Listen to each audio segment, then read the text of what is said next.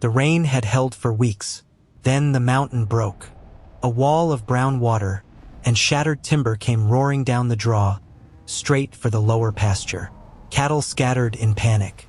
A boy no older than 17 clung to a fallen cottonwood, water already rising past his knees. No one had time to shout. A figure stepped down from the ridge, not around the current, not away from it, straight into the water that could kill a man in seconds. The flood climbed to her thighs. Branches slammed against her legs. The cold current pulled with a force that would have swept any ordinary body clean off its feet on the first step. She did not fall. Boots planted deep in the wet earth. Shoulders broader than every doorframe in the valley. Arms reaching out, locking around the terrified boy. The water still roared. Debris still struck. The boy still shook against her neck. And she kept walking, step by step, against the flood. It was the summer of 1863, and the door of the cattleman's hall was built for ordinary people. Odessa Vane was not an ordinary person. She had to duck. Every time. 6 inches of clearance she didn't have, and everyone inside always noticed the duck, before they noticed her face. That was the order of things in Ironwood Hollow. Size first. Everything else after. If there was an after at all. She stood on the porch a moment longer than she needed to, because the laughter was already spilling out through the warped wooden slats. Bright, cutting. The kind that isn't accidental. The kind somebody built on purpose, the way you'd build a fence plank by plank until it penned you in. You hear what I heard? A man's voice, rolling, pleased with itself. Odessa Vane's gone, and bought herself a new dress for tonight. Laughter again. Louder this time. Where in God's creation does a woman find a bolt of cloth that size? I told Dutch, I said, you'd need the whole mercantile shelf, and a prayer meeting besides. More laughter. Genuine. Delighted. The kind that comes from men who have never once in their lives worried about being laughed at themselves. Odessa counted. 1, 2, 3. Because counting kept her hands from shaking. It didn't stop the shake exactly. It just gave the shake somewhere to go. Something to press against. 4, 5. The night smelled like dry grass and lamp oil and the far-off sweetness of the creek rotting quiet behind the buildings. She breathed it in slow, the way she breathed when a spooked horse needed calming down. Except she was the spooked horse tonight, and there was nobody standing at her shoulder with a soft hand and a soft word. 6, 7. She pushed the door open. It didn't creak, so much as groan, the way old wood does, when it's carried too much weight of too many nights like this one. She stepped through, ducked, straightened, and the room changed. Not all at once, not dramatically, just a small contraction, like a held breath, moving from person to person, table to table, until the whole hall had gone quieter than it wanted anyone to notice. If you've ever walked into a room that didn't want you there, if you felt that particular chill before a single word was spoken, then you already understand something about Odessa Vane. You understand the specific kind of courage it takes, not the fearless kind. There is no fearless kind, just the kind that keeps moving because stopping is worse. Roland Kestrel stood near the punch table, with a glass in one hand, and an audience gathered around him like weather gathers around a mountain. 3 of his men. The Sutherland cattle buyer, who was in town for the week. Old man Fenwick from the mercantile laughing along because laughing along with Kestrel was cheaper than not. He watched Odessa cross the floor. He didn't look away. Why would he? Looking away had never cost him anything. Well now, he said. Not to her. Never directly to her. That was his particular skill. Here she comes. The mountain herself. A ripple of laughter. Smaller this time. Nervous, some of it. The kind that regrets itself later and pretends it didn't happen. Odessa didn't look at him.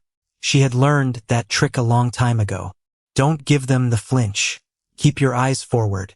Keep walking toward the one place in the room that hadn't decided anything about you yet, which in this case was the empty stretch of floor by the window, where the fiddler was tuning up and looking like he'd rather be anywhere else on earth. She stood there, hands loose at her sides, because loose hands don't look like fists, even when they want to be. 26 years old. Built like something the frontier itself had shaped. Broad through the shoulder.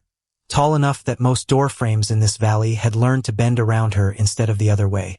She wore a dress she'd made herself. Blue cotton. 3 evenings of careful stitching, because the mercantile carried nothing close to her size, and she wasn't about to stand still while Mrs. Fenwick's daughter loudly consulted a measuring tape in front of half the county again. Not beautiful. Not by the standards of the room. But it fit. It fit her exactly. Which was more than most people in this hall could say about their own lives. Nobody complimented it. A few pairs of eyes slid toward her, and slid away again, fast, with the particular blankness that's somehow crueler than staring. 2 young women near the wall bent their heads together. One covered her mouth. Odessa watched the fiddler rosin his bow. She told herself she hadn't come for them. She'd come because Beulah Finch had walked 2 miles that afternoon, knocked on her door and said plain, no decoration. I want you there tonight, Odessa. I mean it. Beulah wasn't here yet, and the room was very, very full. She let her mind drift back, briefly, to the morning that had brought her here at all. That morning, before any of this, she had stood in front of the small mirror nailed crooked to her bedroom wall, holding the blue dress up against herself, turning it once, turning it twice. Trying to see what a stranger might see, because that was the trap of it. You couldn't see yourself the way a room full of strangers saw you. You could only guess and brace and hope the guess wasn't as bad as it usually turned out to be. She'd almost not gone. She'd stood at the corral fence an hour before sundown, Prospect's head resting warm against her shoulder, and told the mare everything she wasn't going to say to another living soul that night. That she was tired of being laughed at. That she was tired of being brave about it. That some mornings the bravery ran out before the coffee did, and she had to go looking for more of it in places that didn't always have any left to give. Prospect had simply stood there, ears forward, the way she always stood, when Odessa talked to her, patient, unbothered, offering nothing but her own steady weight, as an answer. You don't care what size I am, Odessa had said, half a question. The mare blew out a long breath against her collar, which was not an answer, exactly, but felt enough like one. She thought, briefly, of her father, and the way he used to say a full day's work was worth doing even, if nobody but the horses ever saw it. She wondered if the same held true for courage. Whether it counted for anything spent in a room that would rather she'd stayed home. She'd gone inside, finished the dress, pinned her hair the way her mother might have pinned hers, if her mother had lived long enough to teach her such a thing, which she hadn't, which meant Odessa had learned it instead, from a borrowed book of etiquette 3 ranches, over in her own 2 hands in a cracked hand mirror, guessing at what looked right. She had looked at herself one final time before she left. Not beautiful. She'd made her peace with that word a long time ago, the way you make peace with weather you can't change. But steady. Herself entirely, dressed the best she knew how to dress herself. It would have to be enough. That had been hours ago. Now the room was full, and across it, Kestrel had already begun to drift. Not toward her, too obvious for that, too crude for a man of his particular patience, but into a cluster near enough that his voice would carry, if he wanted it to. And he wanted it to. Funny thing about breeding, he said, to nobody, to everybody. You start selecting for size instead of soundness, you end up with something too big to work right, too big to move quiet, too big to fit anywhere useful. He didn't look at her. He didn't have to. The Sutherland buyer laughed into his glass. Fenwick smiled at his boots. Odessa felt the heat climb her throat and settle behind her eyes, right where it always settled, and she breathed. For counts in. Hold. For counts out. She had been running her father's ranch alone, since she was 22 years old. For years now, she had learned to read a horse's gait, from 40 yards off, before half the men in this hall had learned to sit one properly. She knew this valley's water, and this valley's soil better than any deed office record could tell you. And none of it mattered in this particular room at this particular hour, because the only thing this room had ever measured her by was how much space she took up. The fiddle drew its first true note. It hung there in the air, waiting. Her father used to say a thing. Thaddeus Vane. Dead 4 years now, but his voice still showed up sometimes, uninvited, in the quiet moments. You don't build a fence by arguing with the fence post, girl. You build it by knowing where the ground wants it to go. He'd come west in 1837, with a wagon 10 years past its prime, and a wife who caught fever 2 days shy of the valley. He'd stopped at the first clean water he found, because stopping was the only choice left to him. His wife lived through the fever. She didn't live through the birth that came 6 weeks after. He buried her in the rocky soil at the edge of the property. And then he kept going, because that was what a man did, because there was an infant now, and the infant required continuing. He raised Odessa the way he knew how to raise things. Practically, with attention to what was actually standing in front of him instead of what he wished was standing there. He didn't have a philosophy about a daughter, who grew taller than every boy in the county by the time she was 13. He just had a girl, curious, capable, there. So he taught her everything he knew about horses, about cattle, about land and water, and the particular arrogance of assuming either one would behave the way you wanted just because you wanted it. By 15, she could read a horse's soundness better than he could. By 18, she was keeping his breeding records and trading correspondence with ranchers 2 counties over.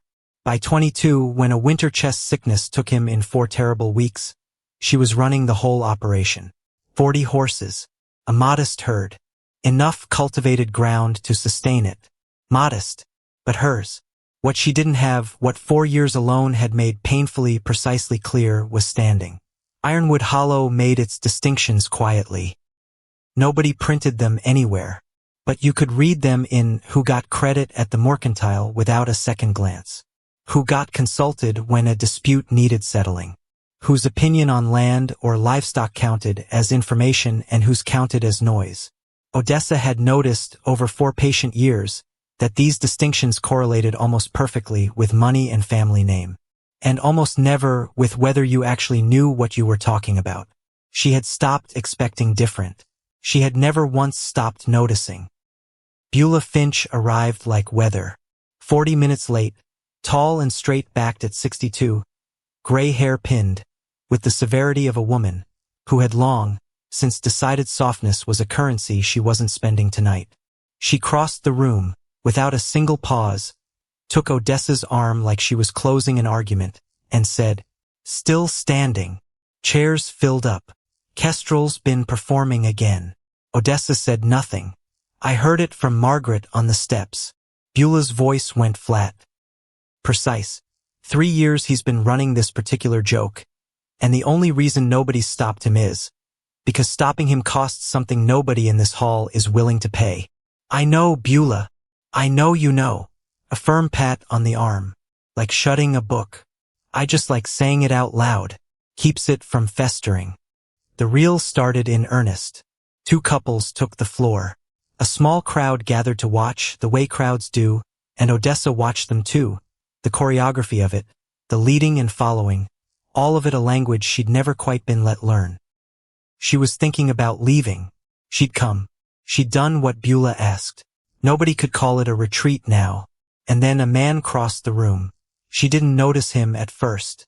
She was watching the dancers, half turned from the door, and the first sign was Beulah, a small sound beside her. Not quite a word, just a breath with a shape to it. Odessa turned. Gideon Holt, 34 years old. Lean in the way men get lean, from working their own land instead of paying someone else to. Unhurried, the kind of unhurried you only earn from years around large animals that punish nervous energy. She'd seen him around town the way you see everyone in a place this size. At the Mercantile, at the land office, once or twice at first light along the creek, when she was walking her east fence and he was walking his. In 4 years since he'd settled his ranch, they had traded maybe 30 words total.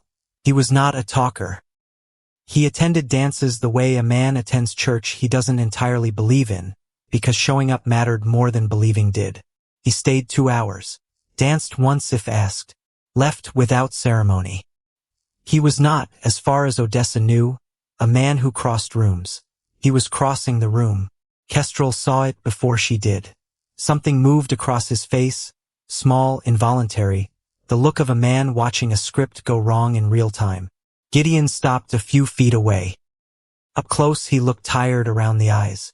Not worn down, just running a small deficit. He looked at her directly, which, in this hall, was itself a kind of statement. "Miss Vane." His voice was low, steady. "Would you dance with me?" Beulah made another small sound.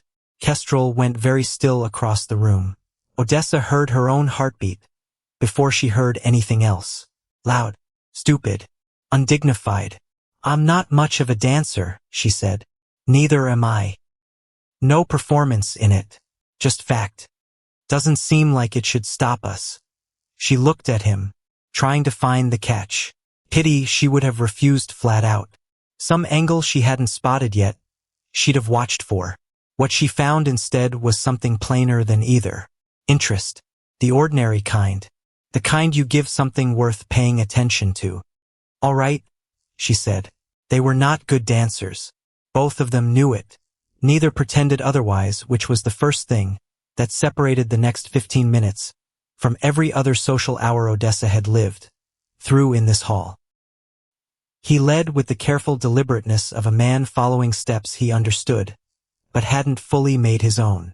She hadn't had a partner in longer than she wanted to count, and her body wasn't entirely certain what to do with another person's weight, another person's rhythm. They managed, mostly on the beat. Nobody knocked into anybody. "Your east fence," he said after a minute. "You've moved it out since spring." She looked at him. "You noticed that. I run cattle past there twice a year." A small turn, not quite smooth. New line makes sense.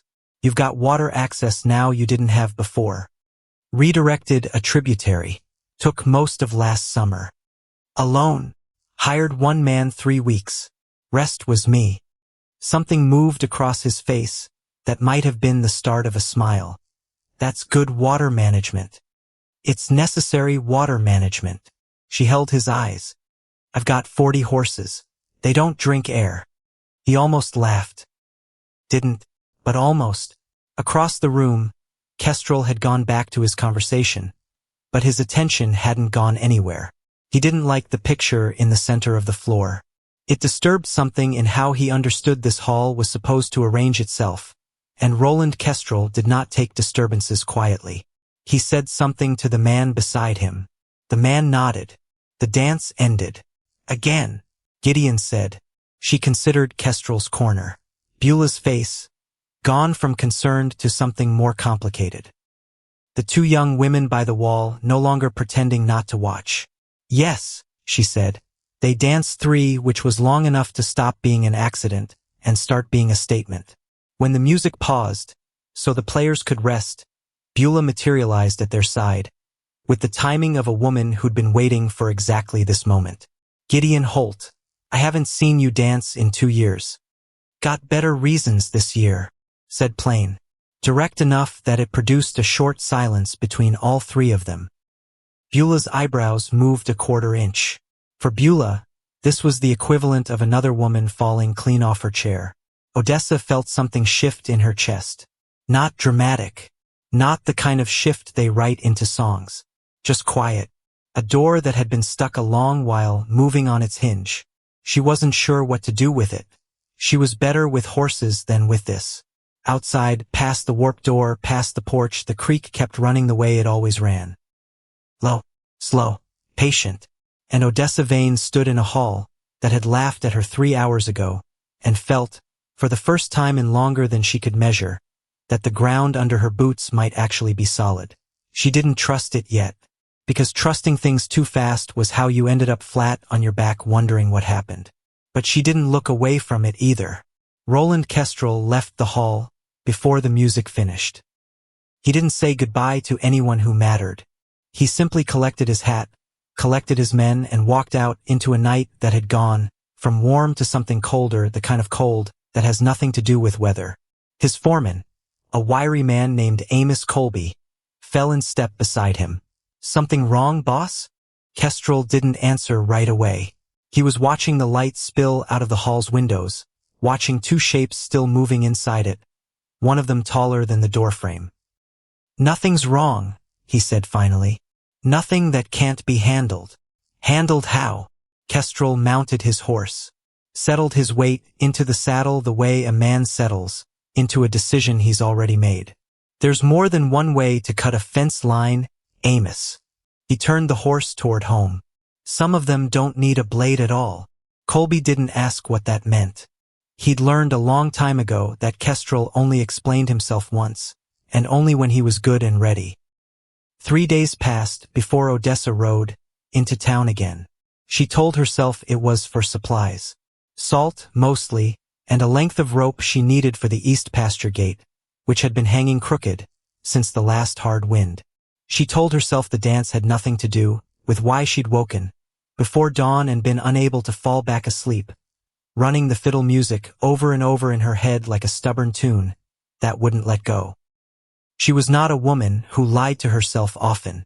She was lying to herself now, and she knew it, and she rode into town anyway. The mercantile smelled like it always smelled, coffee and leather, and the particular dust that seemed to live permanently in the corners no matter how often Fenwick swept. She was halfway to the counter when she noticed the paper, a single sheet, sitting on the far end of the counter, near the ledger. 2 names already signed at the bottom in different hands. She wouldn't have thought twice about it. People sign things in a mercantile all the time, orders and debts, and the occasional petition for a new schoolhouse or a better road, except that Fenwick's daughter, the same one who'd covered her mouth at the dance, snatched it up the instant Odessa's eyes drifted toward it, folded it, tucked it under the ledger like it had caught fire. "Something private?"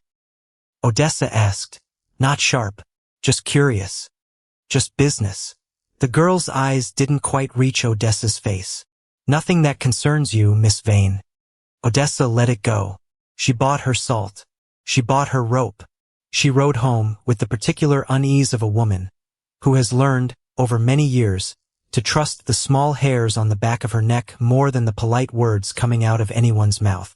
She mentioned it to Beulah 2 days later, over coffee at Beulah's kitchen table, more out of habit than urgency. Beulah, who noticed everything and forgot nothing, went very still. "A paper," Beulah said, "with signatures on it. 2, maybe 3. Folded it away quick when she saw me looking." Beulah set her cup down with unusual care. "What?" Odessa said. "Probably nothing." Beulah's voice had gone carefully light, the way it did when she was buying herself time to think. "Could be anything. New road, new well fund. People sign papers in this valley for every foolish reason under heaven." "You don't believe that." "I believe," Beulah said slowly, "that Roland Kestrel does not spend his energy on things that don't benefit Roland Kestrel. And I believe that a paper hidden the moment you looked at it is a paper somebody didn't want you looking at." The kitchen was quiet a moment. Outside, a hen complained about something in the yard. "I'll ask around," Beulah said. "Quietly, you go on home, and don't borrow trouble before it's earned." Odessa nodded, but she didn't stop thinking about it. Not that afternoon, not that night, lying awake with the sound of her own horses shifting in the corral outside. Restless the way animals get restless before weather changes that hasn't arrived yet. Because something was moving in this valley. Something with her name folded into it, tucked under a ledger, hidden the moment she looked its way. And she had learned a long time ago, the hard way, the only way that ever really teaches you anything, that the things people hide from you are always the things that matter most. Gideon Holt showed up at her gate on a Thursday morning with no warning and no excuse, which was, she would come to understand, entirely in keeping with the kind of man he was. He didn't send word ahead. He didn't linger at the fence line working up the nerve to knock. He simply rode up, dismounted, and stood there, with his hat in his hand like a man who'd rehearsed nothing, and meant every word he was about to say anyway. "Miss Vane, Mr. Holt." She set down the bucket she was carrying. "You're a long way from your own fence line." "I am." He didn't elaborate right away. Looked instead toward her horses, gathered near the rail, with the particular mix of curiosity and judgment horses reserved for strangers. That bay, she's your breeding lead?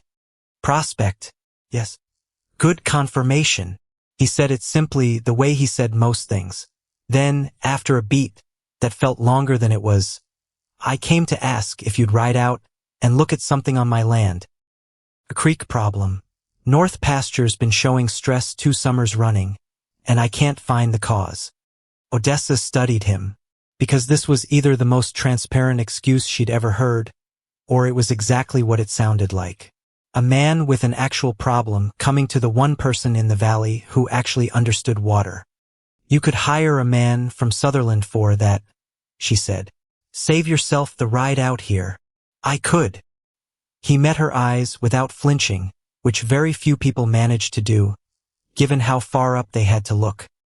I'd rather ask someone who already knows this valley's water better than any man Sutherland could send me. It wasn't flattery.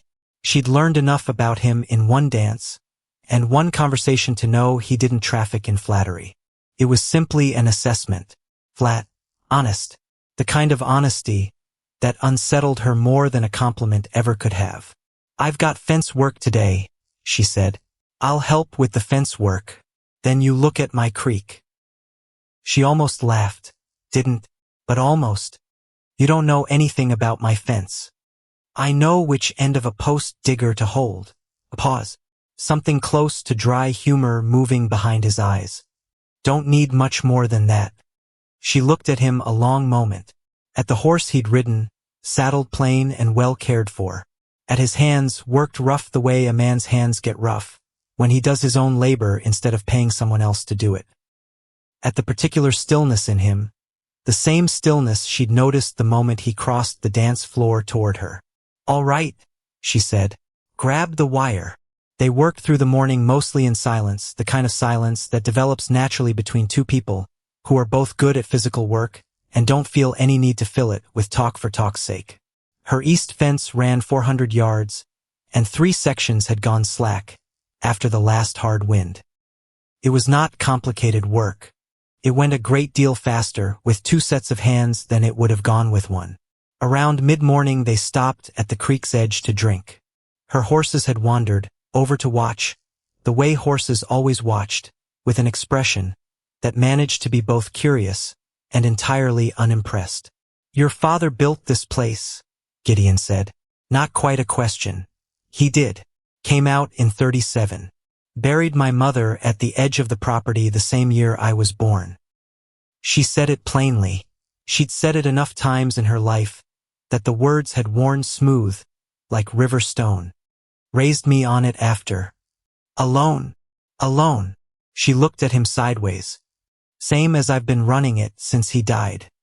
Gideon was quiet a moment, looking at the water rather than at her, which she was starting to understand was simply how he thought, eyes on something fixed, while his attention worked somewhere else entirely.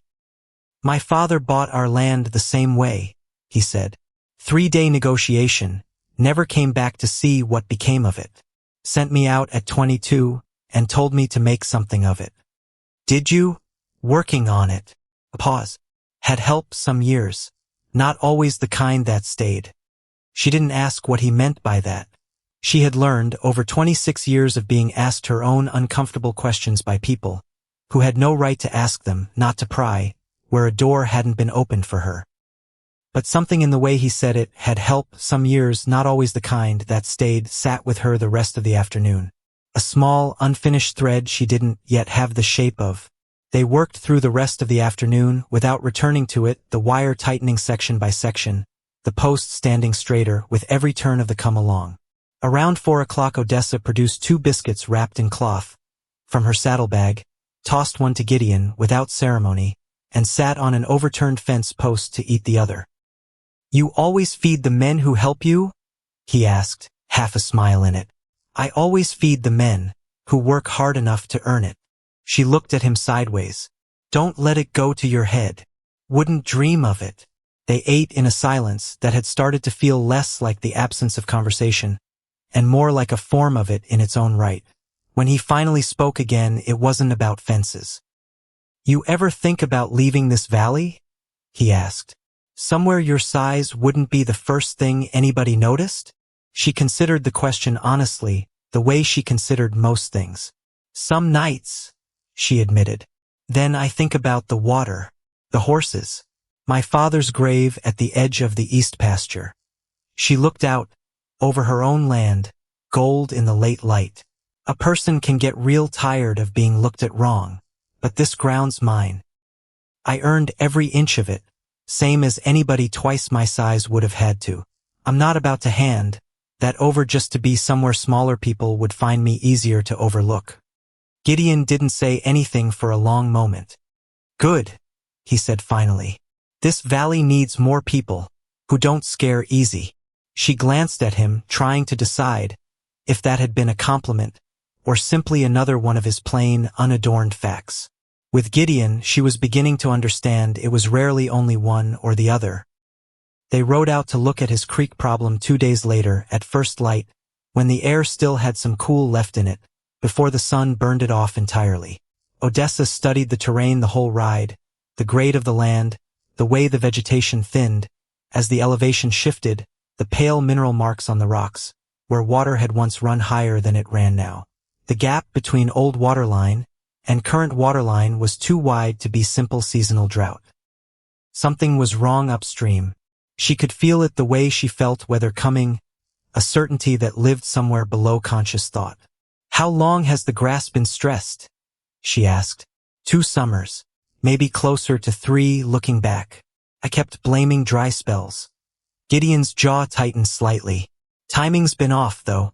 Only the sections that draw off the creek are struggling. Runoff pastures are fine. That's consistent with a diversion, not a drought. She turned it over. If it was general dryness, you'd see even stress across the whole property. Selective stress means the trouble's upstream, and something specific is causing it. He looked at her, the particular direct look she was starting to recognize, not assessing her exactly, but actually seeing her, which very few people in this valley ever bothered to do. You worked all that out from what I told you at the dance? I worked out some of it. Rest I need to see with my own eyes. They found the cause 2.5 hours later, in a narrow stretch, where a series of rock faces met at an angle that had, over time and hard freezes, shifted. A shelf of granite had moved roughly 2 feet along an old seam, redirecting the channel's main flow sideways into a fissure that ran laterally instead of down toward the pasture. Gideon crouched at the edge and studied it along, while without speaking. We can't move that shelf, Odessa said. But we can build a barrier. Stone and packed earth on the lateral side. Force the water back where it belongs. You've done something like this before. Smaller scale. My own tributary 2 winters back. She looked at the diverted water running uselessly into the fissure. Recovered about 60% of the lost flow. He stood slowly, still looking at her rather than at the rocks. Why didn't you ever tell anyone you could solve a problem like this? He asked. Half the ranchers in this valley are fighting their own water. Who would have listened? He had no answer for that, which was, she thought, the correct response because there was no honest answer that wouldn't have been either a lie or an indictment. I'll get the stone, he said finally. Would you oversee the build? I'll pay you the same rate I'd pay any contractor. She hadn't expected that. She'd expected to point out the problem, hand over the knowledge, and ride home to her own fence line. That was how it had always gone before, her competence spent freely, credited to no one, remembered by nobody past the moment it stopped being useful. People will talk, she said, not because it changed her answer, because it was simply a fact that needed saying out loud between them. People are already talking, Gideon said. Started the night of the dance. I've decided I don't much care. She looked at the shifted rock, at the water running the wrong direction, patient and wasteful, at the problem she already knew in her bones exactly how to fix. All right, she said. I'll oversee the build. The work began that week, and it was harder than she'd estimated, which she'd expected, because in her experience work always was. Stone had to be hauled up narrow trail on pack animals, who had strong opinions about the terrain. The mortar set slow in the morning damp. Gideon's hired man, a rangy fellow named Otis Pratt who'd worked frontier construction for 15 years, was not initially enthusiastic about taking direction, from a woman, giant or otherwise. This was not a surprise to Odessa. She had been taking direction from men who assumed they knew better, since she was old enough to have opinions worth dismissing. She didn't fight Pratt directly. She let him build the first section his way, without sufficient anchor depth on the eastern end, and then walked him through exactly what the spring flow would do to it. Drew it in the dirt with a stick. The pressure. The path of least resistance. The precise point where his anchor would fail and the whole section would shift. Pratt looked at the dirt diagram a long time. How do you know that? Because I built one before and that end failed. Deepened the anchor on the rebuild. He rebuilt his section. He didn't apologize. He also didn't argue with her again, which was close enough to respect, as she was likely to get, from him, and she'd take it. Gideon worked alongside his crew rather than supervising, from a distance, which she noticed was simply how he operated. When she made a call, he backed it without hesitation, and that backing was what kept the crew moving without friction. It was a small thing. It shouldn't have felt as significant as it did. But it did. By the fourth day, the barrier held. Not elegant. A functional mass of stone and packed earth that sat in the landscape exactly like what it was. A solution with no aesthetic ambition beyond doing its job. Gideon stood beside her, watching the water begin to climb back toward its old marks. How long before the pasture responds? You'll see change in 3 weeks. Real recovery takes most of a season. He was quiet a moment. Odessa, he said. Thank you. The water's just doing what water does, she said. Once you understand it. That's not what I'm thanking you for. She looked at him. He didn't elaborate further, and she didn't ask him to. Some things didn't need saying twice to be understood. The talk started in earnest before the second week of construction ended, which was, in a town the size of Ironwood Hollow, roughly the speed such things always traveled. A woman built like a landmark riding out to Holt Land 3, for times in a week was more than enough material for a sustained campaign of speculation. She heard fragments of it. At the Mercantile, where 2 women's conversations stopped a beat too late, when she walked in. At the feed store, where the owner's son watched her purchase, with more attention than the transaction required. She heard the word strange used in a tone that meant something more specific than its plain meaning. What she did not hear directly was Roland Kestrel, and that silence worried her more than any of the open talk could have. She had learned, across 3 years of careful, unwilling study, that Kestrel's volume ran opposite to the seriousness of his intent. Loud when the matter was small enough that noise alone could handle it. Quiet when something larger was being built behind closed doors. He had gone very quiet since the dance. Beulah came to her a week later with news that had cost her 3 days of careful, patient asking around, the kind of asking that never looks like asking at all. They sat at Beulah's kitchen table again, coffee gone cold between them, the afternoon light slanting long and gold through the window. It's a petition, Beulah said. No preamble. That wasn't her way. The paper you saw at the Mercantile. A petition for what? Beulah's mouth pressed into a thin line before she answered, and Odessa understood, in that half-second of hesitation, that whatever was coming was worse than she'd braced herself for. For a guardianship hearing, Beulah said. Kestrel's collecting signatures. Says a woman of your? She stopped, searched for a word, found none that didn't taste bitter in her own mouth, and pushed forward anyway. Your particular size and temperament. Says it raises fair question whether you're fit to hold and manage property unassisted. The kitchen went very quiet. Odessa heard her own pulse before she heard anything else. Loud, stupid, undignified. The exact same sound she'd heard the night Gideon crossed the dance floor toward her, except this time it wasn't hope making her heart pound. It was something colder, something that had teeth. He wants to declare me unfit, she said, slow, like the words needed testing before she could trust them. He wants the court to declare you unfit. Beulah corrected, gentle now, gentler than Odessa had ever heard her. Which would put your property, the land, the horses, all of it, under guardianship. Someone else's guardianship. Someone the court appoints. Someone Kestrel appoints, more like. That's my read on it too. Odessa sat very still. Her hands, resting on the table, had gone loose the way they always went loose, when the rest of her wanted to close into a fist and didn't dare. How many signatures does he have? I don't know. Enough to file is my worry. He's been at this a while, quietly. Since before the dance, if I'm honest with myself. The joke he made that night, Beulah's jaw tightened. That wasn't the beginning of anything, Odessa. That was him testing how the room would respond. Making sure nobody in that hall would stand up for you before he went any further. Odessa thought of the room that night. The laughter. The way it had rolled through the hall like something planned. Then she thought of Gideon crossing the floor toward her, breaking that plan clean in half, without even knowing what plan it was he'd broken. He wants my land, she said quietly. He wants your land, your water rights, and every acre your father spent 22 years building. Beulah reached across the table and put her hand, small and weathered, over Odessa's much larger one. And he's decided the fastest way to get it is to convince a judge you're not a person who can be trusted to hold it. Not a rancher.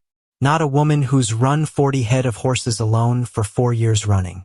Just a size, a shape, something too big and too strange to be believed. Odessa looked down at their hands together on the table. What do I do? You don't panic, Beulah said, with the flat certainty of a woman who had watched every kind of frontier cruelty pass through this valley and had learned the hard way which responses worked and which only fed the fire. You find out exactly what he's filed, and exactly who's signed, and exactly what a judge would need to see to throw the whole thing out on its ear. And if there isn't anything? Beulah's eyes were steady. Your father spent his whole life writing things down, Odessa. Every watermark, every boundary, every fool decision he made, and every smart one that came after it. If there's ground under your feet worth standing on, it's in those notebooks somewhere. You just have to be willing to go looking.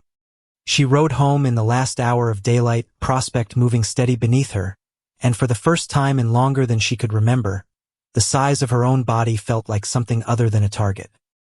It felt, instead, like the only thing standing between herself and a courtroom full of men who had already decided, without ever once asking her, exactly what she was capable of.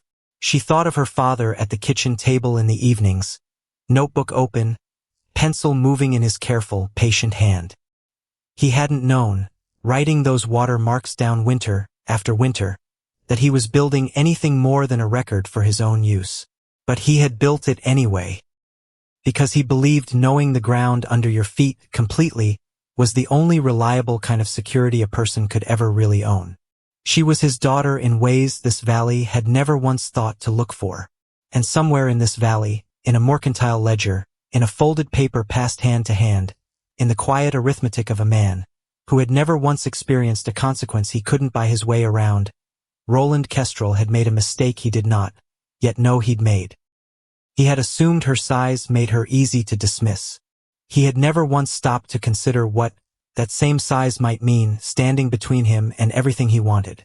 Gideon found her at her own fence line 2 days later, working a green broke gelding, through slow figure eights in the near pasture, her attention so tightly on the horse that she didn't hear him ride up until Prospect, watching from the rail, gave a low warning snort.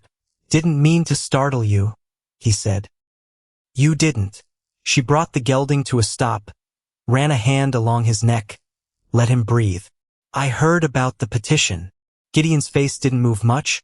It rarely did, but something in his jaw tightened, the same tightening she'd noticed the day he mentioned help, that hadn't always stayed. Beulah told me you'd likely hear it from her before I could ride out. He dismounted, stood at the rail with his hat in his hand again, the same posture as the morning he'd first come asking about his creek. I should have come sooner. You didn't have to come at all. I know. He looked at her steadily. I'm coming anyway. She studied him, The gelding shifted beneath her, restless, and she quieted him, with a small shift of her weight, before she spoke again. "Why?" she asked. Plain. Direct, the way he was direct with her. "You've got your own land to run. Your own water problem solved now, thanks to me, but still your own concerns. This isn't your fight, Gideon." He was quiet a long moment. Long enough that she thought, for a second, he wasn't going to answer at all. That this was one more door in him, that wasn't going to open, the same as whatever lay behind help, that hadn't always stayed. Then he said, "I had a brother." She waited. "Older than me, Elias." His voice had gone lower. Careful, the way a man's voice goes, when he's handling something he hasn't taken out in a long time, and isn't entirely sure it will hold together in the light. "He had land east of here before I came west. Good land. He'd worked it 11 years, built it up, from nothing, same as your father did with this place." "What happened to it?" "A man with money decided he wanted it. Found a technicality in the original claim. A boundary survey done wrong. 20 years back. Nobody's fault. Just an old mistake sitting in a courthouse file, waiting for somebody clever enough to find a use for it. Took it to a judge. Said the claim was irregular. Said Elias hadn't proven continuous occupancy the way the law required." "Was that true?" "No." The word came out flat and hard. It was a lie built out of a real mistake, which is the worst kind of lie there is, because it's got just enough truth in it to survive a courtroom. Odessa said nothing.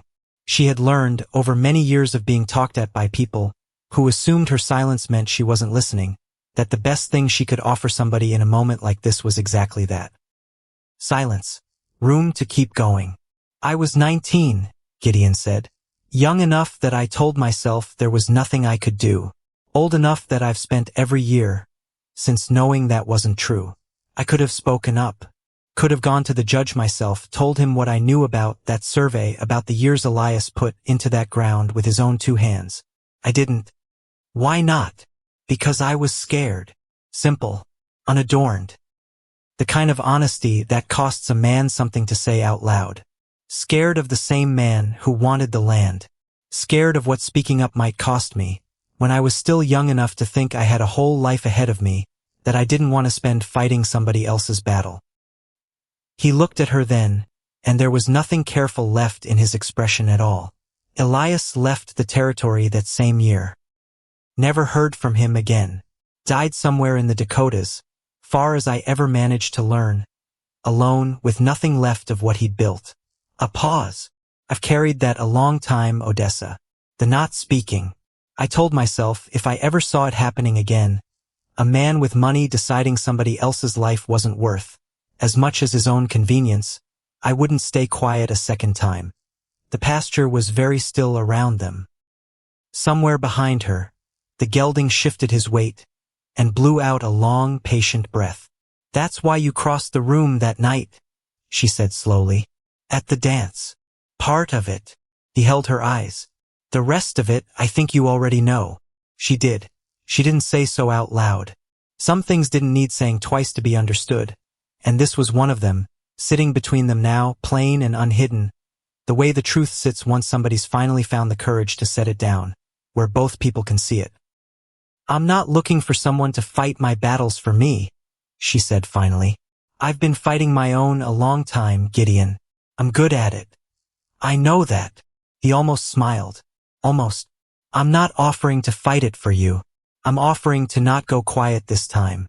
There's a difference."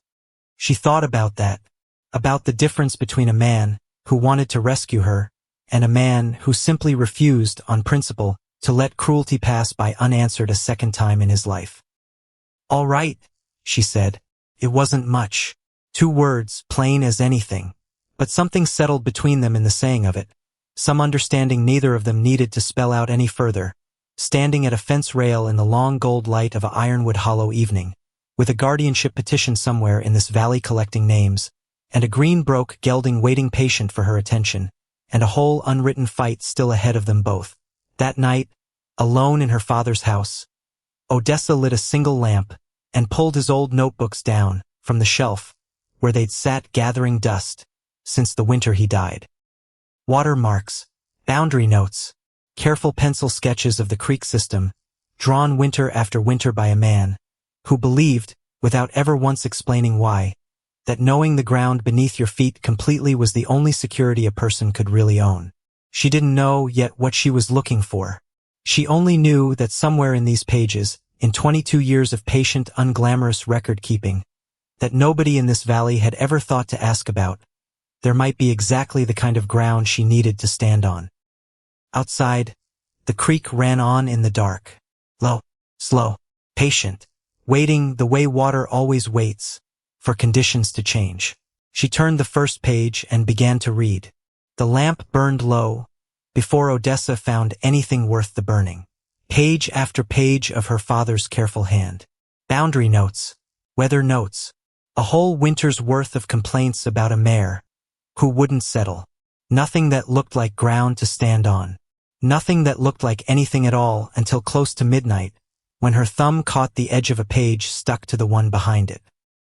She peeled it free, and there it was, small, almost an afterthought, the way important things so often are, when a man writes them down without knowing yet what they'll be worth.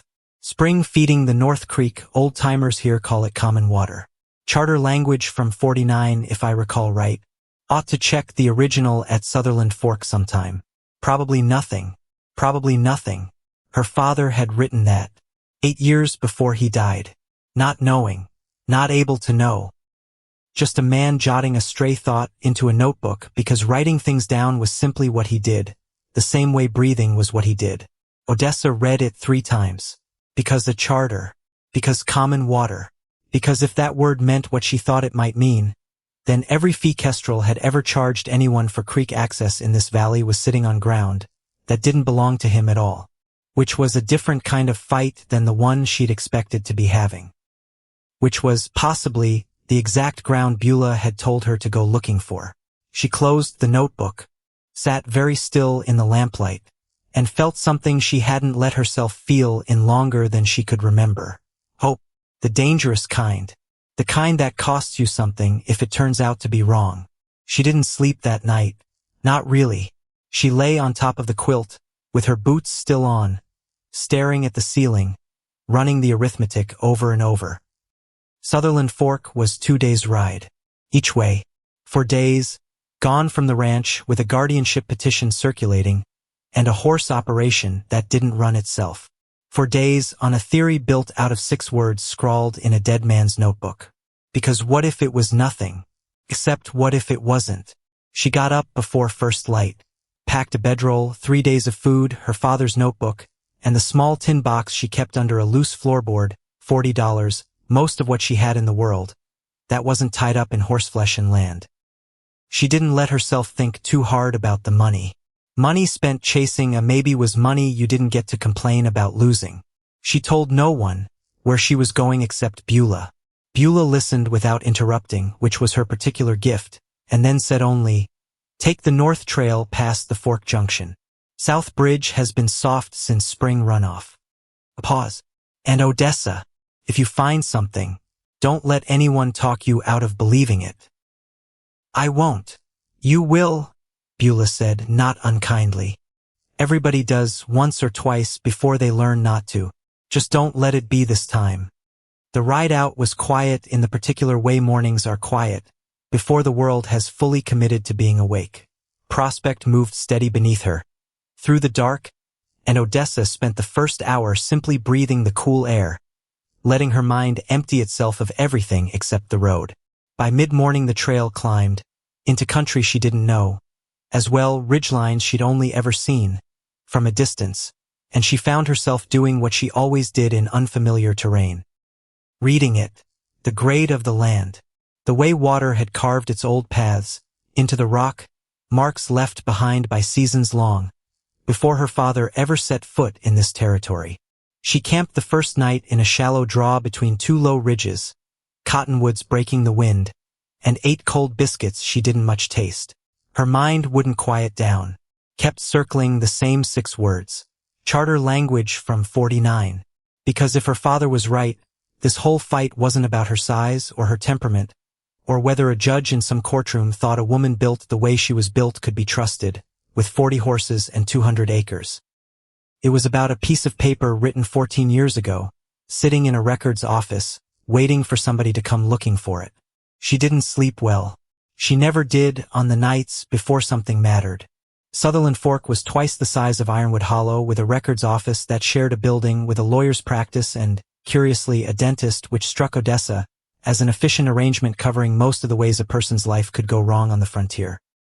The clerk behind the counter was a small, precise man named Everett Locke, with round spectacles and the guarded manner of someone who had spent years protecting a large collection of paper from people who didn't respect it properly. He looked at Odessa the way most strangers looked at her, the quick upward sweep of the eyes, the recalibration, the visible effort to keep his face from showing what he was thinking. She set her father's notebook on the counter. "I need the original settlement charter for the Ironwood Hollow Valley," she said.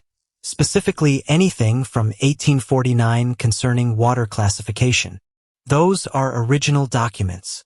Locke's spectacles caught the light. "I'd need a reason for access. I'm researching water rights connected to a dispute in the valley." She held his eyes steady, the way she'd learned to hold a horse's eyes when it was deciding whether to trust her. "I'll sign whatever access form you require." He studied her another moment. Then, without further argument, produced the form. She signed. He disappeared into the back room. 20 minutes later he returned, with a wooden box of documents organized by year, with a thoroughness that told her, whatever else might be said of Everett Locke, the man was genuinely good at his work. She sat at the reading table and began. It was not exciting work. It was the work of careful, patient reading, territorial language from 14 years back, cross-referenced against property lines, and dates that didn't announce their significance, so much as sit there, quiet, waiting to be noticed. She found it in the third hour. A commissioner's notation, dated September of 1849, attached to the original settlement survey for the northern section of what was then simply called the Ironwood Valley Grant. Dry language, formal language, but unambiguous.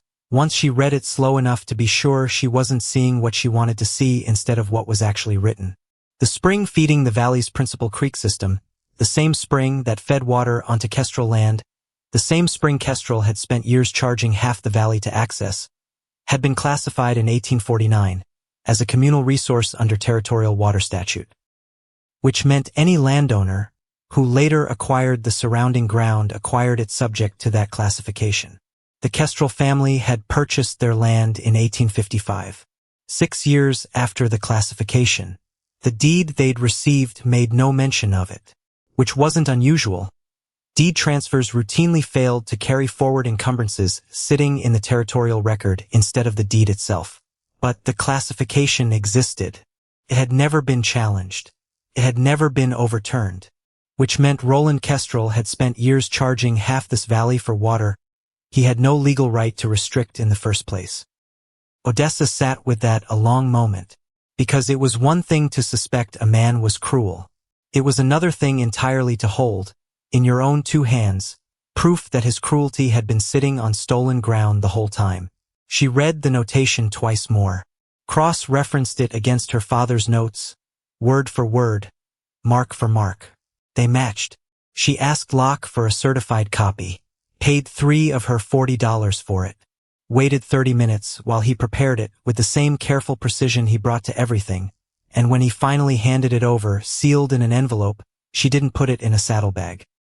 She put it inside her shirt, close to her body, where nothing short of losing her own life would separate her from it over 2 days of open trail.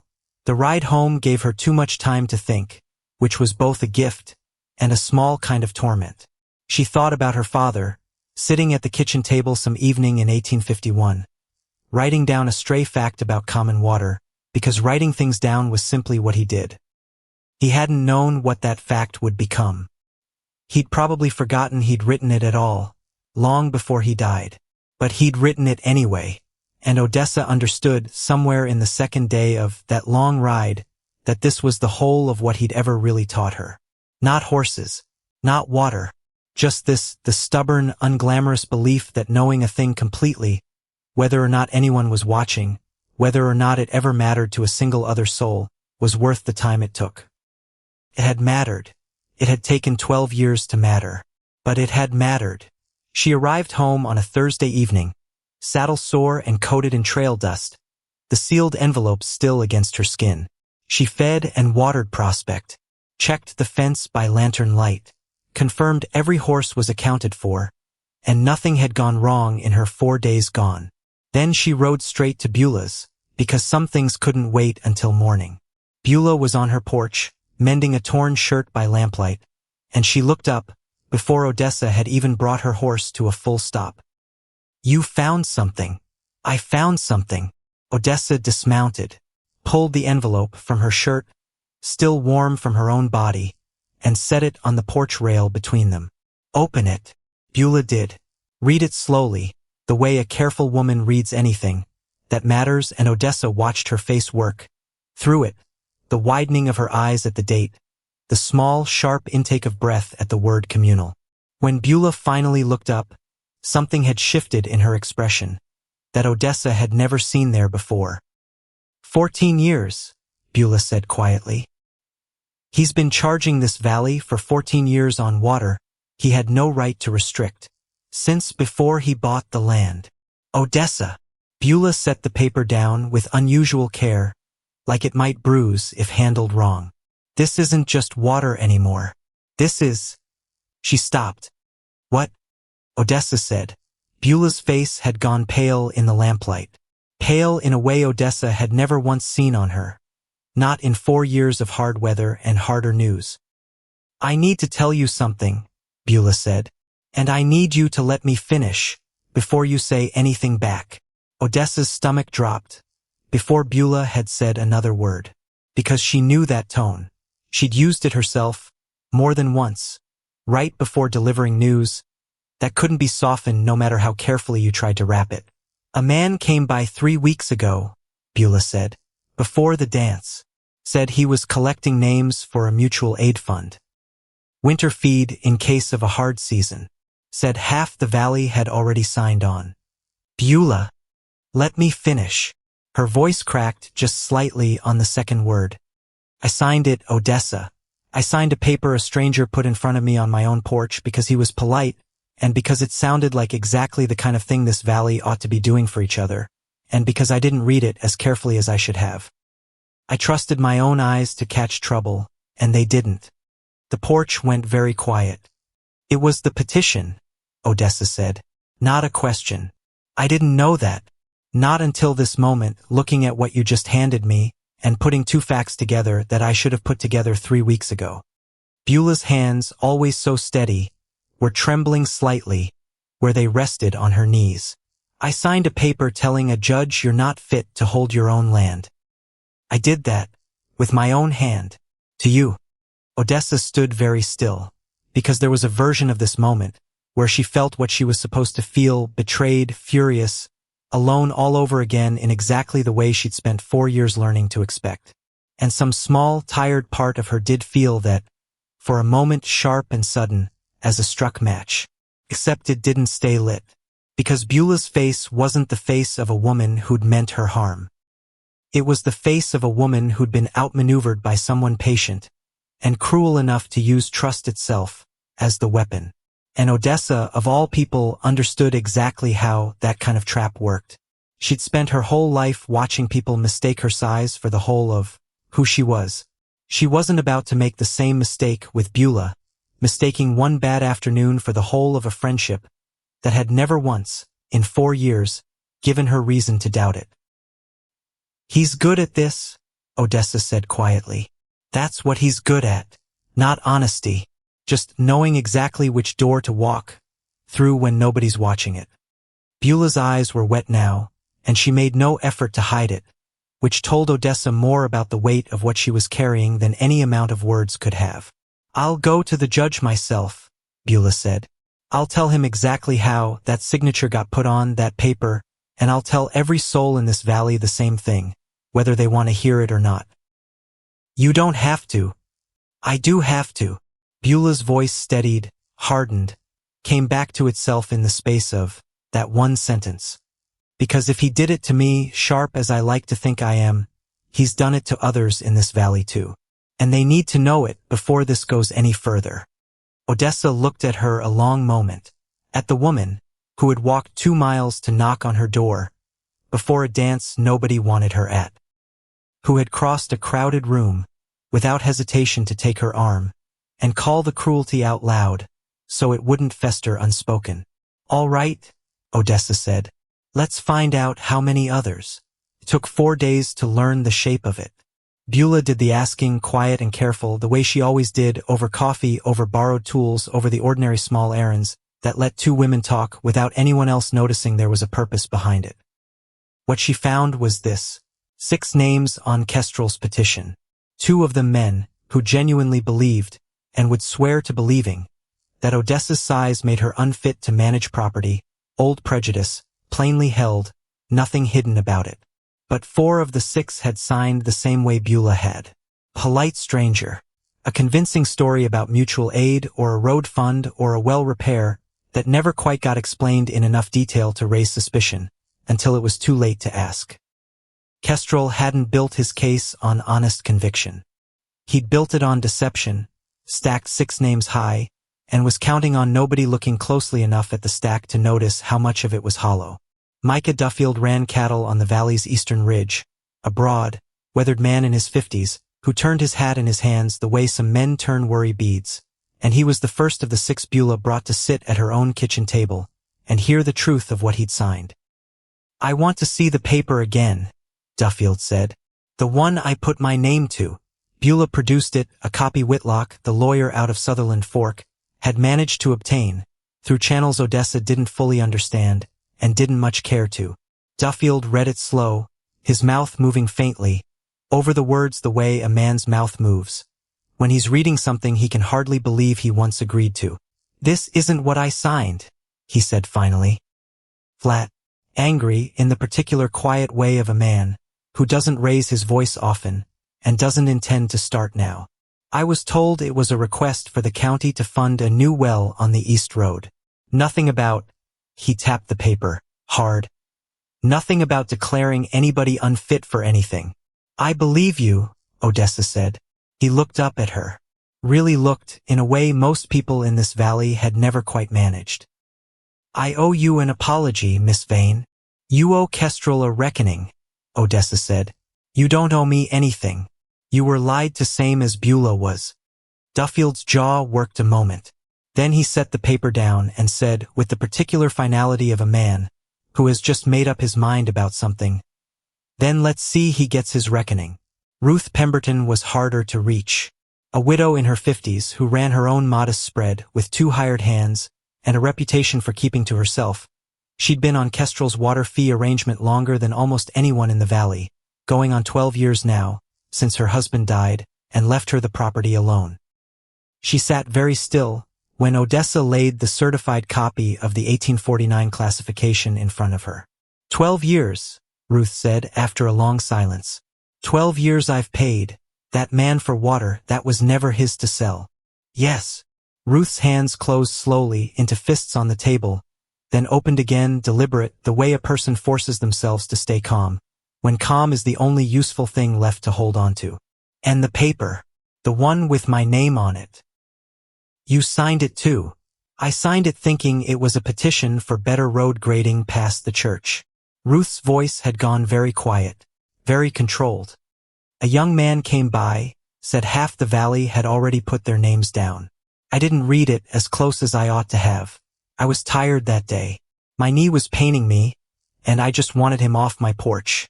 She looked up. That's no excuse. But it's the truth of it. It's not your fault, Odessa said. It's his. Ruth studied her a long moment. Something in her weathered face softened, just slightly, at the edges. You know, she said. Half this valley's spent years talking about you like you were something to be managed, something too big to fit anywhere useful. A small, humorless laugh. Seems to me you're the only one in this whole county who's actually gone and dug up the truth instead of just talking around it. I had help, Odessa said. My father's notebooks. Beulah. Gideon. Maybe so. Ruth pushed her chair back and stood, steady despite the knee she'd mentioned. But you're the one who rode 2 days to Sutherland Fork on your own money to go looking. That's not nothing, Miss Vane. Don't let anybody tell you it's nothing. By the end of the week, 4 of the 6 names had been walked back, sworn statements careful and precise, describing exactly how each signature had been obtained under false pretense. 2 remained. 2 men who, when confronted plainly with what the petition actually said, admitted without shame that they believed every word of it and intended to let their names stand. Odessa took that better than she expected to, because at least, she told herself, at least that kind of honesty could be argued with out in the open, where everyone could see it for what it was. It was the hidden kind, the quiet, patient, deceitful kind, that had frightened her most. And that kind, at least for now, was crumbling. Beulah's own statement was the first Whitlock took down in full, sitting at her kitchen table, with his small leather notebook open, and his pen moving steady across the page while she spoke. She did not soften any of it. Not the polite stranger on her porch, not her own carelessness in not reading closely enough, not the shame that came with admitting a woman who prided herself on missing nothing had missed exactly the thing that mattered most. "Read it back to me," she said when he'd finished. He did. Every word. "That's the truth of it," she said. "Sign me to it." She signed it herself this time, slow and deliberate, watching her own hand move across the page, as if daring it to hesitate. "This document is sworn testimony now," Whitlock told her. "It carries the same weight in that courtroom whether you're called to speak it aloud or not." "Good," Beulah said. "Some things are better said once, in ink, than fumbled over twice out loud." They gathered at Beulah's kitchen table on a Sunday afternoon in early August, the room crowded past what its 4 chairs could comfortably hold. Micah Duffield stood by the window, hat still in his hands. Ruth Pemberton sat beside Beulah, her back very straight. The 2 Ashford brothers, who ran a modest sheep operation on the valley's southern edge, and had likewise discovered their names attached to a paper they'd never truly understood, sat close together near the door, the way brothers do when they're bracing for something. And Gideon stood near Odessa, close enough that she was aware of him the whole time, without once looking his way. Odessa laid it all out, plain, methodical. The 1849 classification, the 1855 purchase, 6 years after the fact. The 14 years of fees collected on water that had never legally belonged to any single family to sell. When she finished, the kitchen held a particular kind of silence, the silence of people quietly redrawing the whole shape of a situation they'd spent years accepting, as simply how things were. Ruth spoke first. "You're telling me this has sat in a records office the entire time?" "Since 1849, Odessa said. "And nobody looked. Nobody had reason to look. People pay what they're told to pay, when the alternative is losing their water." Ruth was quiet a moment. 12 years of fees," she said softly. "Not quite to anyone." "That's a separate question from today," Whitlock said. He'd ridden out from Sutherland Fork at Beulah's request, a lean, unhurried man with ink-stained fingers, and the manner of someone who chose his words the way other men chose, which fence post to lean on. Restitution, if it comes after the classification's confirmed. Today we're deciding whether to file the challenge at all. Duffield turned his hat over once, twice. "He's going to come at this hard," he said. "Kestrel. He's got money for lawyers we don't have." "He does," Whitlock agreed. "That's what money buys. Time mostly. Delay. And the other matter." Duffield glanced at Odessa. "The petition against Miss Vane. That's tangled up in all this too, isn't it? He wants her land declared unfit to be hers, before this water business ever reaches a judge." "I believe that's exactly his plan," Whitlock said. "Discredit the person who found the evidence, and the evidence gets harder to trust in a courtroom. It's an old strategy. Ugly. Effective when it works." The room turned, without quite meaning to, toward Odessa. She held all their eyes steady, the way she'd learned to hold a spooked horse's eyes, which, in this particular moment, felt like exactly the right comparison, because half this room had spent years looking at her the same way you look at something large and unpredictable, waiting to see which way it would move. "I'm not asking anyone to fight my battle," she said. "I'm asking you to fight yours. What Kestrel's done to this valley's water is a wrong that stands on its own, whether or not a single person in this room ever cared what happens to me." "That's not entirely true," Gideon said quietly from beside her. She looked at him. "It's not entirely separate," he said, meeting her eyes without flinching, the same way he had at the dance, the same way he had every time since. "He's using the same cruelty on both fronts, same patience, same willingness to lie to good people's faces, because he's decided their trust is a tool he's entitled to use. You fight one, you're already fighting the other, whether you mean to or not." Nobody argued with that. Ruth Pemberton was the one who broke the silence that followed. "I'm in," she said simply. 12 years of fees, and I'm done pretending I don't know why I paid them." Duffield nodded once. Firm. "Same." The Ashford brothers exchanged a look, and then, together, the way brothers who'd worked side by side their whole lives tended to do everything, nodded as well. Whitlock made a note in the small leather book he carried. "I'll file the classification challenge with the Territorial Commissioner's office this week. It'll take time. Months, likely, before anything comes of it." "And the petition against Odessa?" Beulah asked. Whitlock's face went careful. "That's the one that worries me. A guardianship hearing moves a good deal faster than a land dispute, especially if Kestrel's pushing hard for it. We'll need everything we can gather, sworn statements, character, competence, all of it, well before he expects us ready." Odessa felt the weight of that settle into her chest. Because months for the water, weeks maybe for her own future. She didn't say so out loud. She simply nodded and reached for her father's notebook and began once again to write things down. The days that followed fell into a rhythm Odessa hadn't known she was capable of. Not the isolated, self-sufficient rhythm of 4 years running her father's land entirely alone, but something new, something with other hands in it. Gideon came by most mornings, sometimes to help with fence work that didn't strictly need help, sometimes simply to sit on the porch rail, while she worked a young horse in the corral, saying little, watching everything. "You don't have to keep coming out here," she told him one morning, not unkindly, mostly because she'd noticed herself listening for the sound of his horse, before she'd admit it to anyone, including herself. "I know. That's not an answer. It's the only one I've got."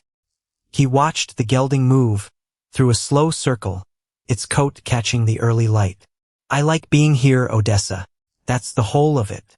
Nothing more complicated than that."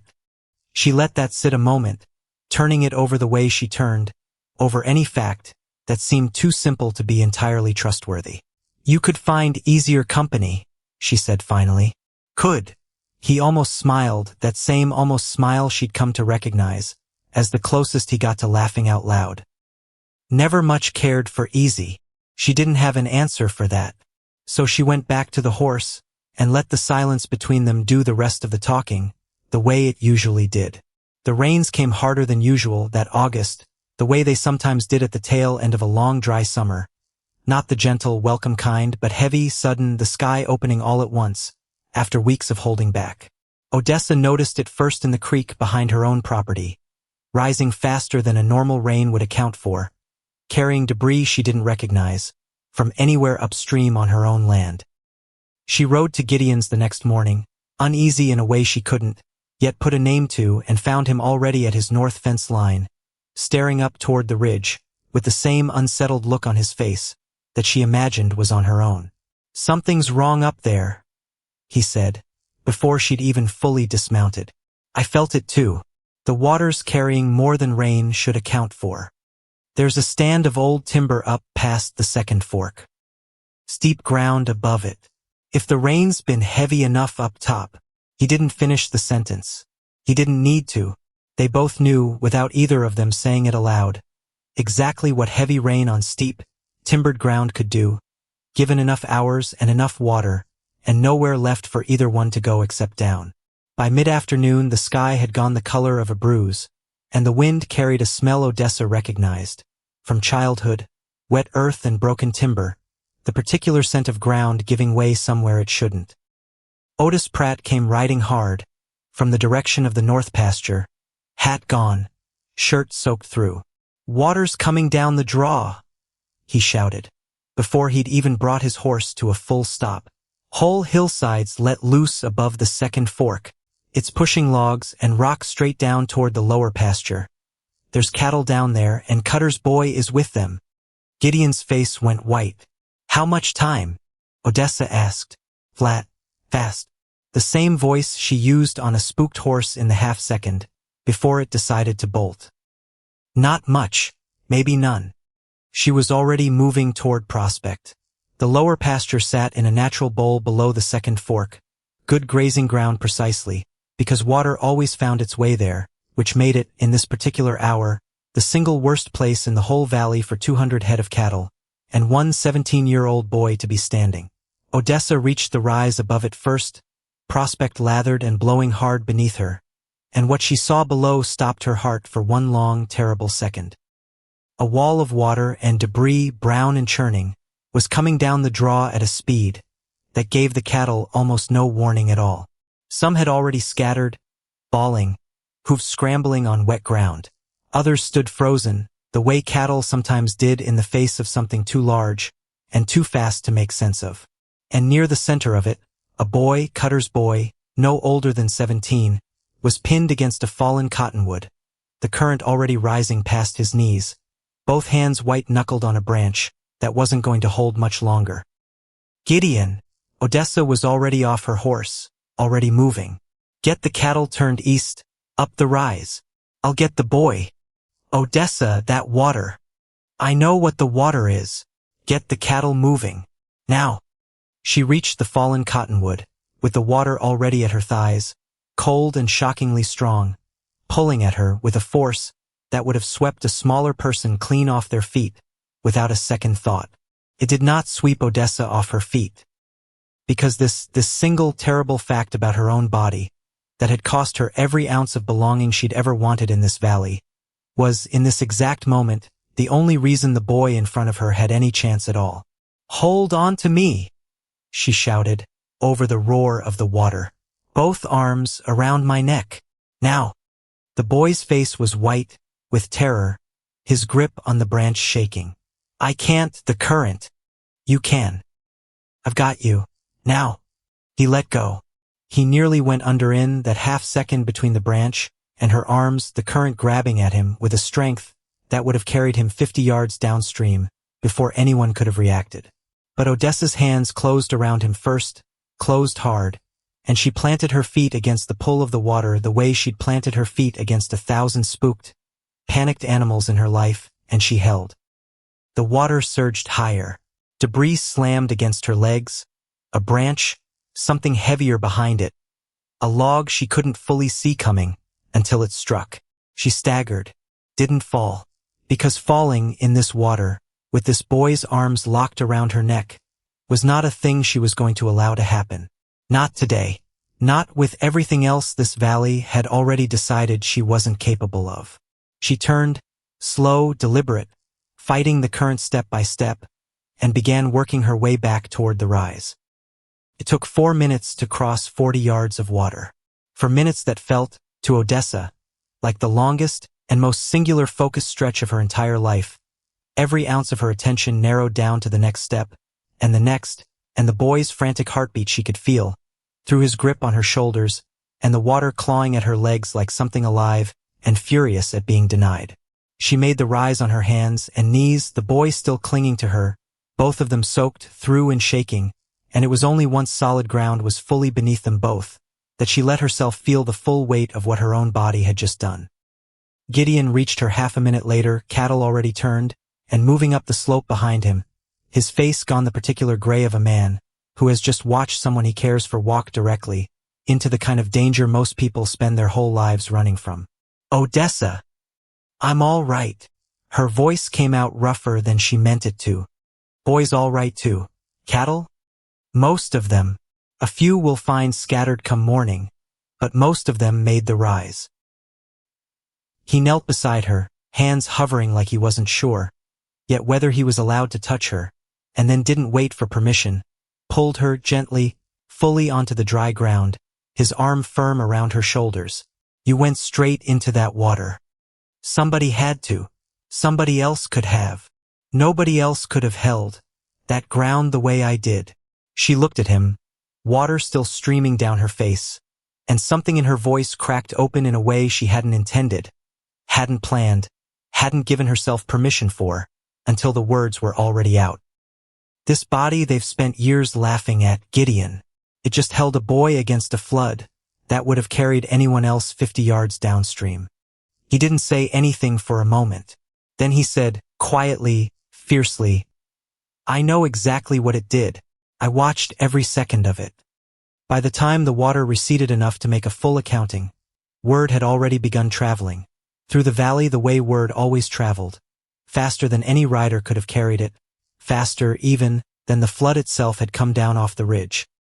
Cutter's boy was alive, shaken, bruised along one side, where the debris had struck him, before Odessa reached him, but alive, and every soul in Ironwood Hollow, who heard the story heard the same essential fact repeated at its center.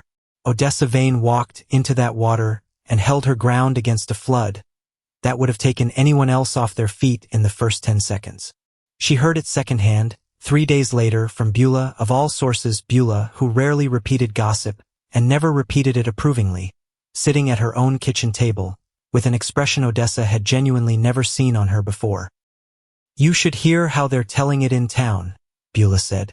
Fenwick's own daughter, the one who covered her mouth at the dance, laughing along with the rest of them. She's telling anyone who'll stand still long enough that she saw you carry that boy up the rise with her own eyes. She wasn't there. No, Beulah agreed. She wasn't. But that's not really the point, is it? The point is what people are choosing to say about you now, compared to what they were choosing to say about you 3 weeks ago. A pause, and something almost gentle crept into her voice. It's an ugly thing, Odessa, how fast a room can change its mind about a person once it's convenient to. I won't pretend it isn't ugly, but it's also true, and you'd be a fool not to use it. Odessa thought of the hall that night, the laughter rolling through it like something built on purpose. And now, 3 weeks later, the same mouths that had laughed were repeating a story about her strength like it was something to be proud of, something the whole valley could claim a piece of. She wasn't sure, yet, whether that felt like justice or just a different flavor of the same old carelessness. She decided, for now, it didn't much matter which. What mattered was that Kestrel would have heard the same story. And a man like Roland Kestrel did not sit still, while public opinion shifted out from under the ground he'd spent years standing on. Roland Kestrel heard the story the same evening it reached the mercantile, delivered secondhand by a hand, who had no idea the weight of what he was repeating. He did not raise his voice. He rarely did, when the matter was serious enough to warrant real attention. He simply set down his glass very deliberately and sat with it along, while in the quiet of his own study, the kind of quiet that had nothing peaceful in it at all. Amos Colby found him there past midnight, a single lamp burning low, papers from the guardianship filing spread across the desk in front of him. Boss! Sit down, Amos. Colby sat. The floods changed things, Kestrel said, flat, precise. A month ago half this valley would have signed my petition, without asking a single question. Now they're telling stories about her at the mercantile like she pulled a boy clean out of the Mississippi. It's one flood, boss. Folks forget. Folks forget slow, and I don't have slow left to spend. Kestrel's fingers drummed once against the desk. I need the hearing moved up, before this valley finishes falling in love with its own good story. Whitlock will fight you on the timing. Whitlock can fight all he likes. The court doesn't answer to Whitlock. Kestrel finally looked up, and something in his expression had gone colder, and more careful than Colby had seen from him in a long while. And I'll need a witness, someone from outside the valley, someone with no ties here, no reputation to protect, willing to say exactly what needs saying for the right price. You want me to find somebody who'll lie under oath? I want you to find somebody who understands the difference between a favor and a job. Kestrel's voice didn't rise. It never needed to. There's a difference, Amos, and I think a man in your position would know it better than most. Colby held his gaze a moment, then looked away first, the way most men eventually did. I know a man passing through Sutherland Fork, he said finally. Does work like that. Discreet. Good. Kestrel turned back to the papers on his desk, already dismissing him. Bring him to me quiet. And Amos, make sure he understands what happens to men who take my money and then lose their nerve in front of a judge. Colby left without another word. Kestrel did not think of himself as a cruel man. He never had. He thought of himself, when he thought of himself at all, as a man who understood how the world actually worked, while everyone else in this valley preferred the comfort of pretending otherwise. Land went to the patient. Water went to the patient. And patience, in his experience, occasionally required a small, useful lie told by a stranger who wouldn't have to live with the consequences of it afterward. He had told himself some version of that justification for 14 years regarding the water. He told himself a version of it again now, regarding Odessa Vane, and did not examine the justification any more closely than he ever had before. Examining it too closely was, he had long ago decided, a luxury for men who could afford to lose. Outside, the night had gone very still, the kind of stillness that settles over a valley right before something in it decides to break. He acted faster than anyone expected. Whitlock rode out from Sutherland Fork on a gray Thursday afternoon, hat still dripping from a light rain. His face carrying the particular tightness of a man delivering news he already knew nobody in the room wanted to hear. They gathered again at Beulah's, Odessa, Gideon, Beulah, Duffield, Ruth Pemberton, and Whitlock laid the paper flat on the table without preamble. He's moved for an accelerated hearing, Whitlock said. The guardianship matter. Filed yesterday, requesting the court set the earliest possible date. How early? Odessa asked. Whitlock's jaw tightened. 3 weeks. The room went very quiet. That's not enough time, Beulah said. Not enough time to gather everything we'd need. The sworn statements, the character witnesses. I'm aware of what it isn't enough time for. Whitlock's voice stayed level, but something underneath it had gone hard. That's exactly why he's doing it. He watched the same shift in public opinion the rest of you watched after the flood, and he understood immediately what it meant. Every week that passes now works against him. So he's decided not to give it any more weeks to pass. Odessa sat very still, her hands flat on the table in front of her, and felt the particular cold clarity that comes when a threat stops being abstract and becomes, instead, a date on a calendar. 3 weeks.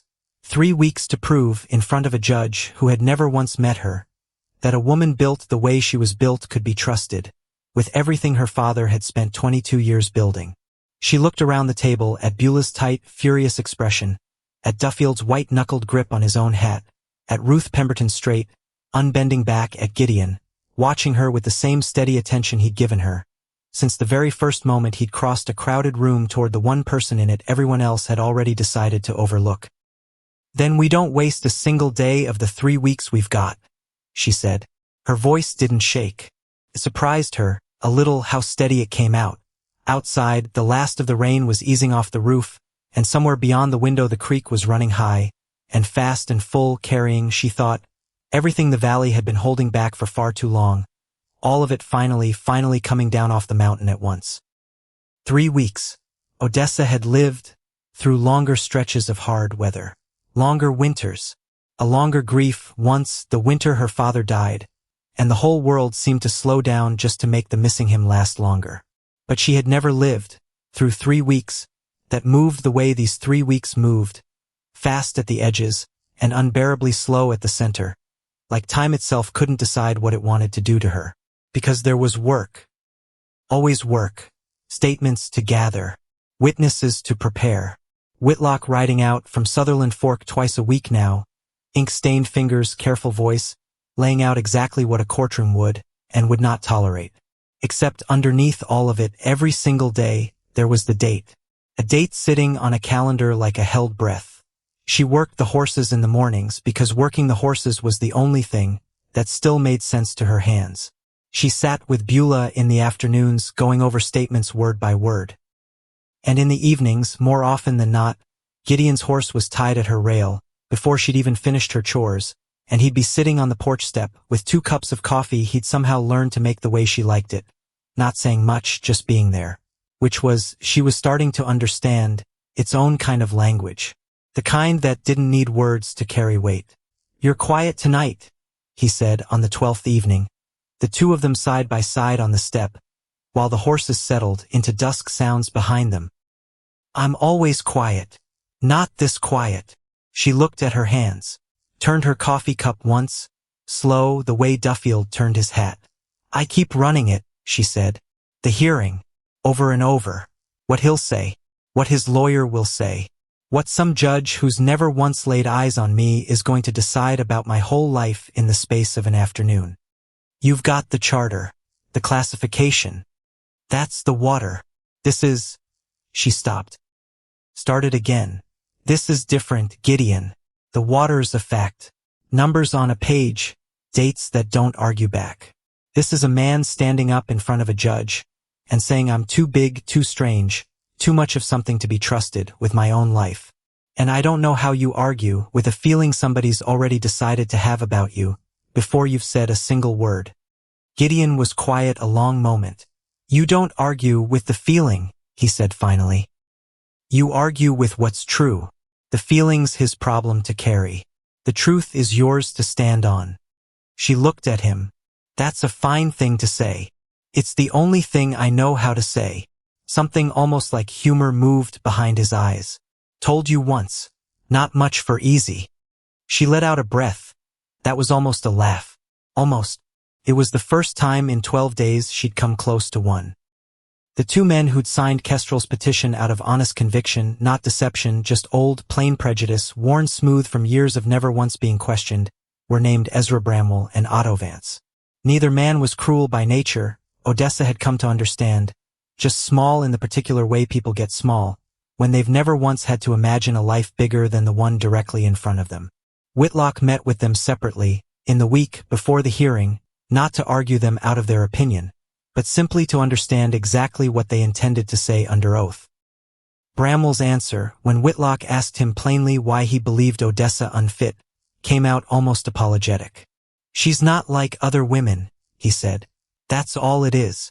I don't know how a person manages 40 horses and 200 acres built the way she's built, and not knowing scares me some if I'm honest about it.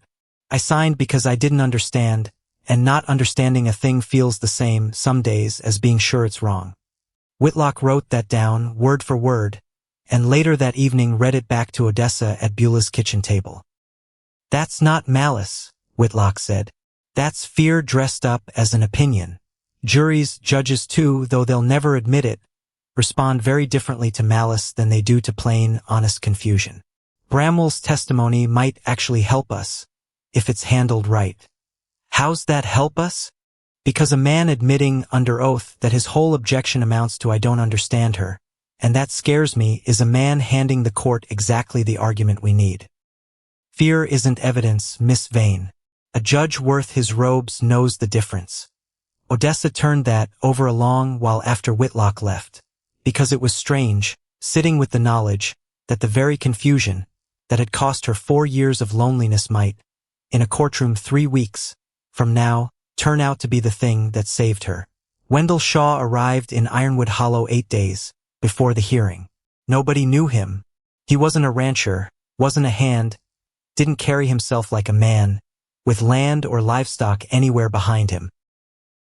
He took a room at the boarding house on the edge of town, kept mostly to himself, and within a week of arriving had somehow made his way onto Kestrel's witness list.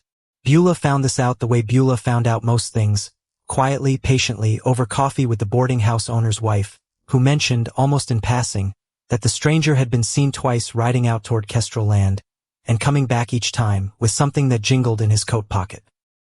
"Money," Beulah said, laying it out at the kitchen table, with the flat certainty of a woman who'd added the sums correctly and didn't need a second opinion. He's paying that man to say something. I'd stake my whole place on it. Say what? I don't know yet. Beulah's jaw was tight. But whatever it is, Odessa, you'd best brace yourself for it. A man willing to pay a stranger to sit in a courtroom and lie under oath isn't a man who's going to lie small. The morning of the hearing came the way mornings like that always come, too fast and too slow both at once, the sky over Sutherland Fork the pale gray of something that hasn't decided yet whether it means to rain. Odessa stood outside the courthouse in a dress she'd made herself, dark green wool, plain and well-fitted, the same careful hand she'd put into every piece of clothing she'd ever worn, because nothing off a mercantile shelf had ever once fit her the way she needed it to. Beulah stood on one side of her, Gideon on the other. Whatever happens in there, Beulah said quietly. You walk in the same woman who rode 2 days alone to Sutherland Fork and back with $40 in her shirt and a theory nobody else believed in. Don't let one afternoon in a courtroom convince you that woman isn't real. I know who I am, Beulah. I know you do. Beulah's eyes were fierce. I just like saying it out loud. Keeps it from festering. Gideon didn't say anything at all. He simply reached over and took her hand, once firm, and held it a moment before letting go, and Odessa understood, in that single wordless gesture, everything he hadn't yet found a way to say directly. She walked up the courthouse steps. She did not duck through the door. For the first time in longer than she could remember, the doorframe had been built wide enough. Judge Horace Webb was a compact man, with 11 years on the territorial bench, and the particular manner of someone who had heard every variety of argument there was, and remained, above all else, interested in whether any given one of them was new. He looked at Odessa for a long moment, as she took her seat. He did not look away quickly, the way most strangers did. He simply looked, the way a careful man looks at a fact he intends to understand fully, before he does anything else with it. Kestrel's lawyer opened first, a sharp, well-dressed man, from the capital named Sedgwick, whose voice carried the particular polish of someone who had never once had to raise it to be heard. Your Honor, Sedgwick began, this court is asked today to consider a simple question of fact, whether the respondent, Miss Odessa Vane, possesses the temperament, judgment, and stability required to hold and manage substantial property unassisted. We will show, through sworn testimony, that she does not. Odessa's hands, folded in her lap, had gone very still, the particular kind of still that costs something to maintain, because there it was, stated plain, in a courtroom in front of a judge who would decide, by the end of this single day, everything her father had spent 22 years building. Ezra Bramwell testified first and did so exactly as he'd told Whitlock he would, honest, halting, more confused than cruel. I don't rightly know how to explain it, Your Honor, Bramwell said, turning his hat in his hands the same nervous way Duffield always did. She's not like other women I've known. Bigger, stronger, by a fair sight, than most men in the valley. I signed because it unsettled me not understanding a person built that way, and I suppose I let that unsettled feeling stand in for a reason. Judge Webb made a note, said nothing. Sedgwick, sensing the testimony wasn't landing the way he'd hoped, moved quickly to his second witness. The prosecution calls Mr. Wendell Shaw. Shaw took the stand, with the particular overconfidence of a man who has rehearsed a lie enough times to almost believe it himself. I was passing through Ironwood Hollow in early July, Shaw said, stopped at the mercantile for supplies, and witnessed Miss Vane in what I can only describe as a violent rage. She struck the counter hard enough to crack the wood, threatened the clerk. I've never seen anything like it. The courtroom stirred. Odessa felt her stomach drop cold and sudden, because it was a lie, a complete, fabricated lie, built out of nothing, and she had no idea, in the moment, how you argued against a stranger's confident invention of a memory that had simply never happened. Whitlock rose for cross-examination, unhurried, his ink-stained fingers folded together in front of him. Mr. Shaw, what is your occupation? I work where the work takes me. Odd jobs, mostly. And what brought you specifically to Ironwood Hollow in early July? Passing through, like I said, Passing through on your way. From where to where? Shaw hesitated just slightly, a half-second too long. West. Heading west. Mr. Shaw. Whitlock's voice stayed perfectly even. The boarding house register in Ironwood Hollow shows you arrived 8 days ago. Not in July. 8 days ago. Would you like to correct your testimony? The courtroom went very quiet. Shaw's face had gone tight. I might be misremembering the exact date. You might be. Whitlock set a small ledger book on the rail in front of him, deliberate. This is the boarding house account book, Your Honor, entered into evidence, with the owner's sworn statement.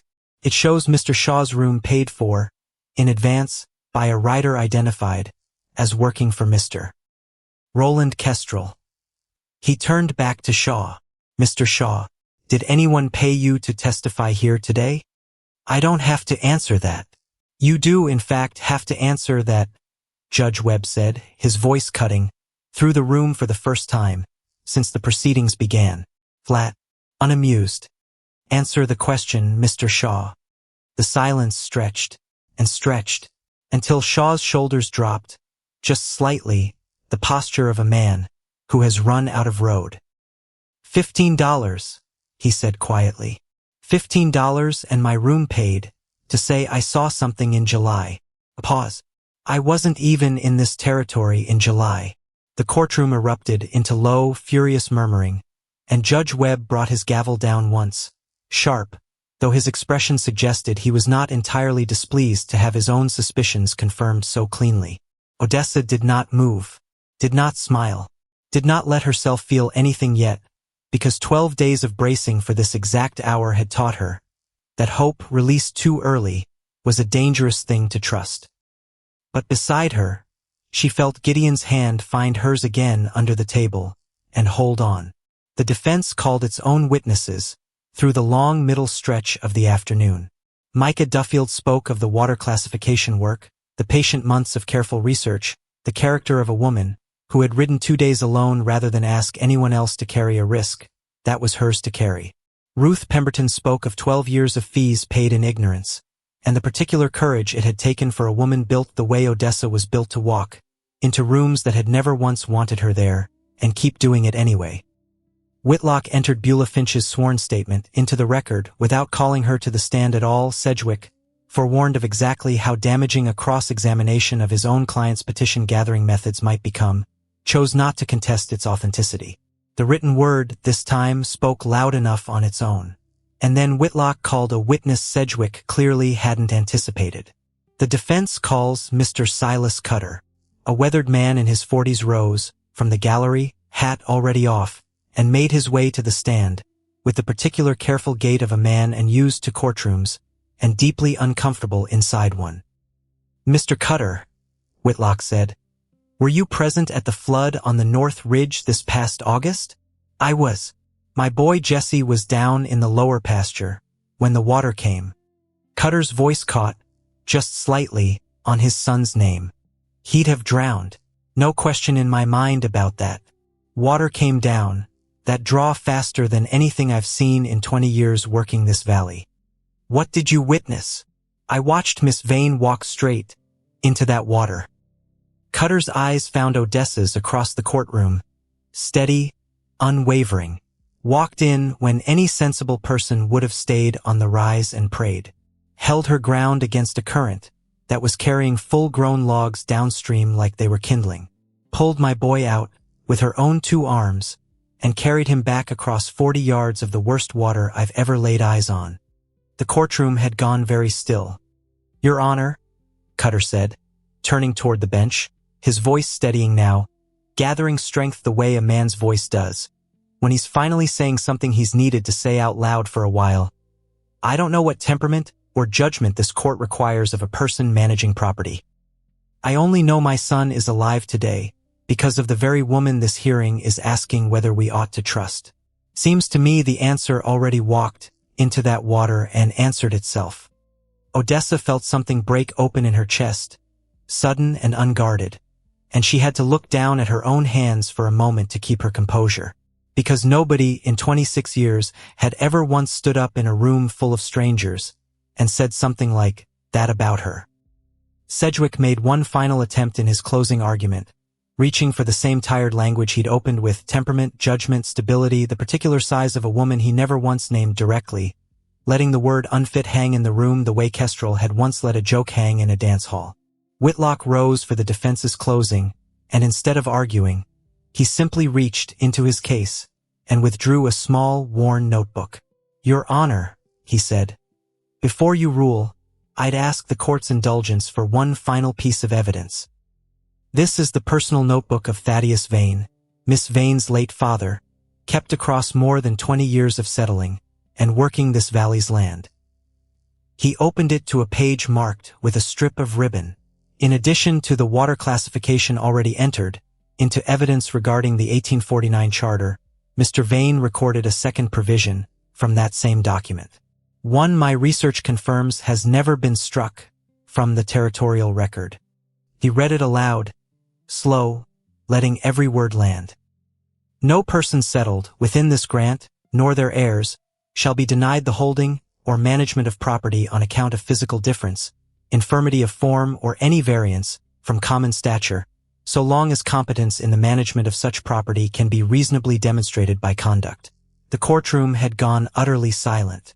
"Your Honor," Whitlock said, "this court has heard, today, extensive testimony demonstrating exactly that competence.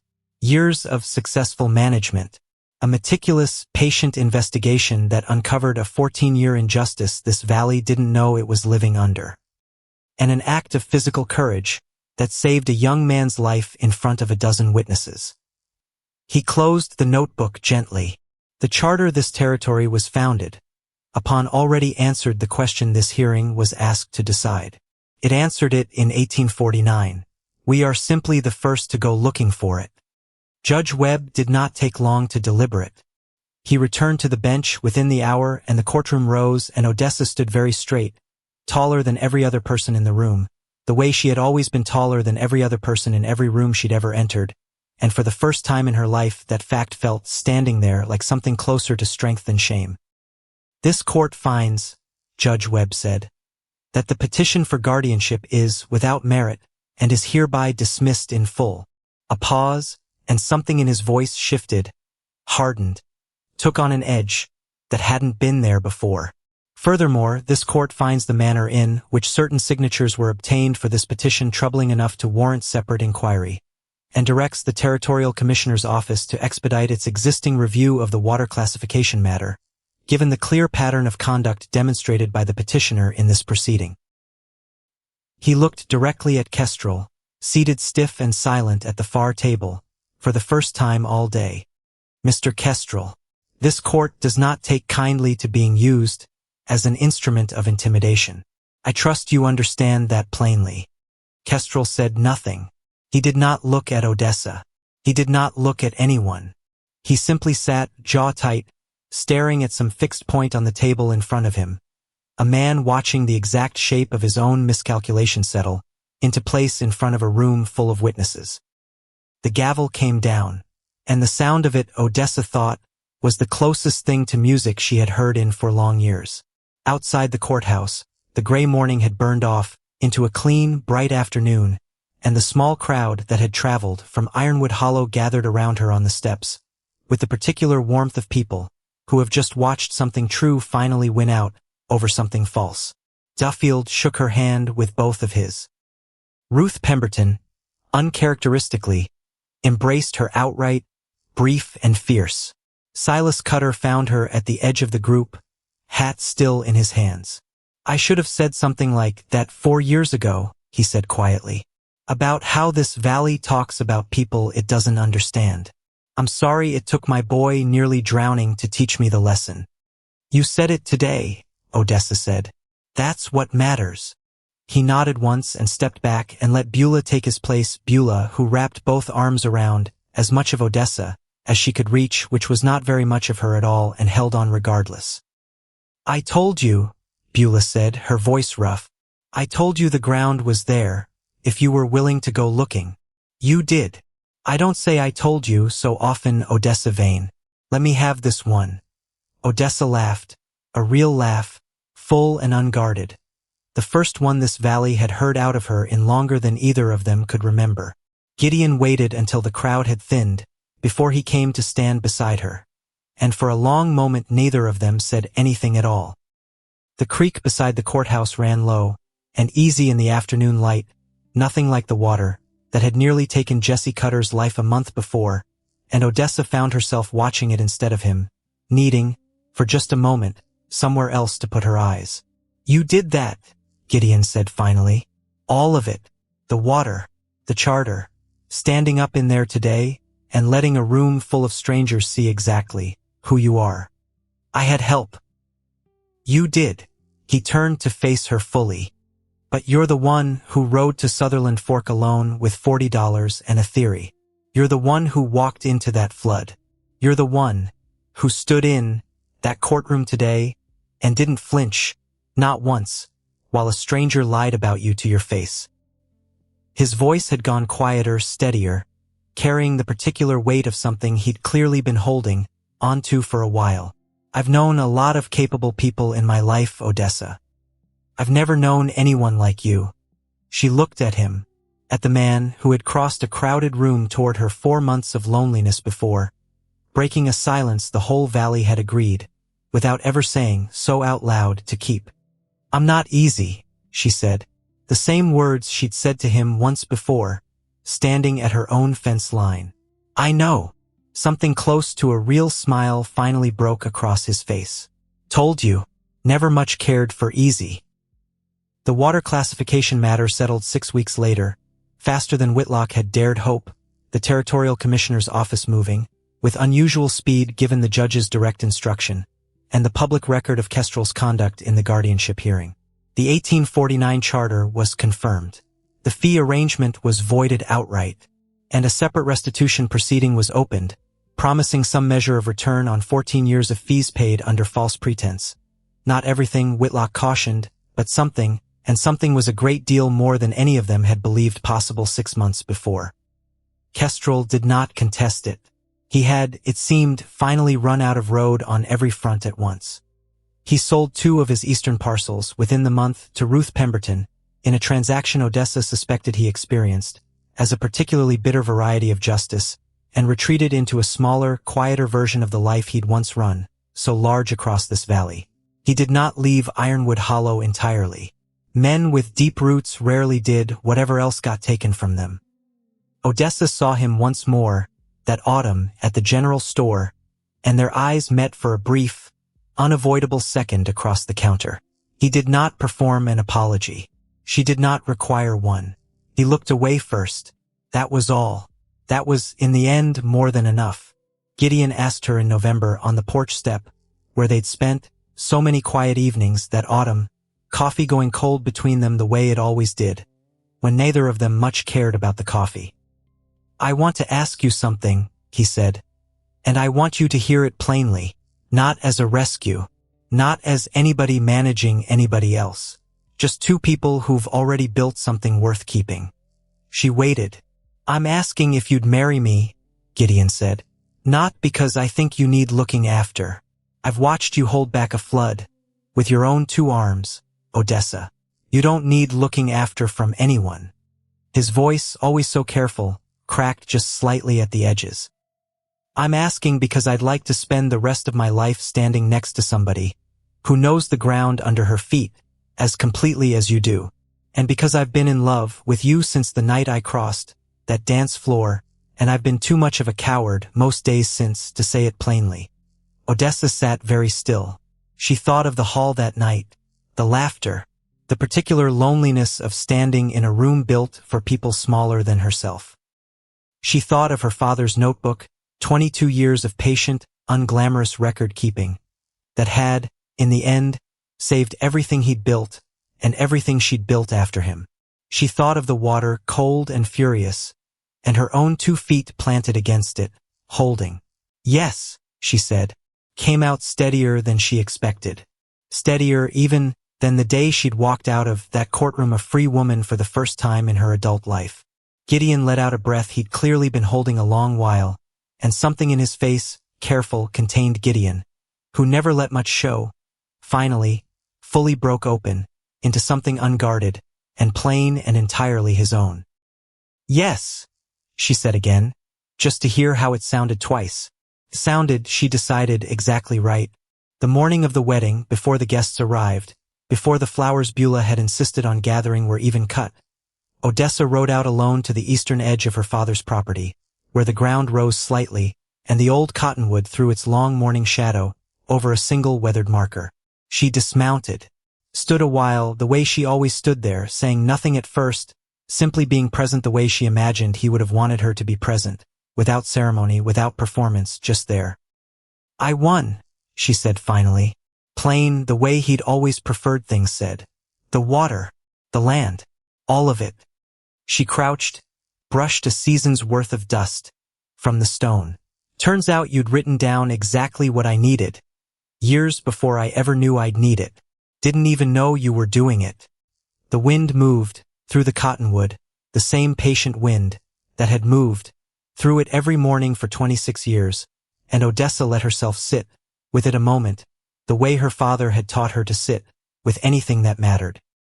"I'm getting married today," she said, "to a rancher 2 miles east. Quiet man. Doesn't say much, he doesn't mean." A small, unguarded smile. "I think you'd have liked him. I think you'd have liked that he never once needed me to be smaller than I am." She stood again, brushed the dust from her knees and looked out over land that was hers, fully and completely, in every sense a court of law or a valley full of neighbors could ever recognize. "Thank you for teaching me to know the ground," she said. Everything else followed from that. She rode back toward Beulah's homestead as the sun cleared the ridge, and if her eyes were a little brighter than usual, when she arrived, nobody in that yard was unkind enough to mention it.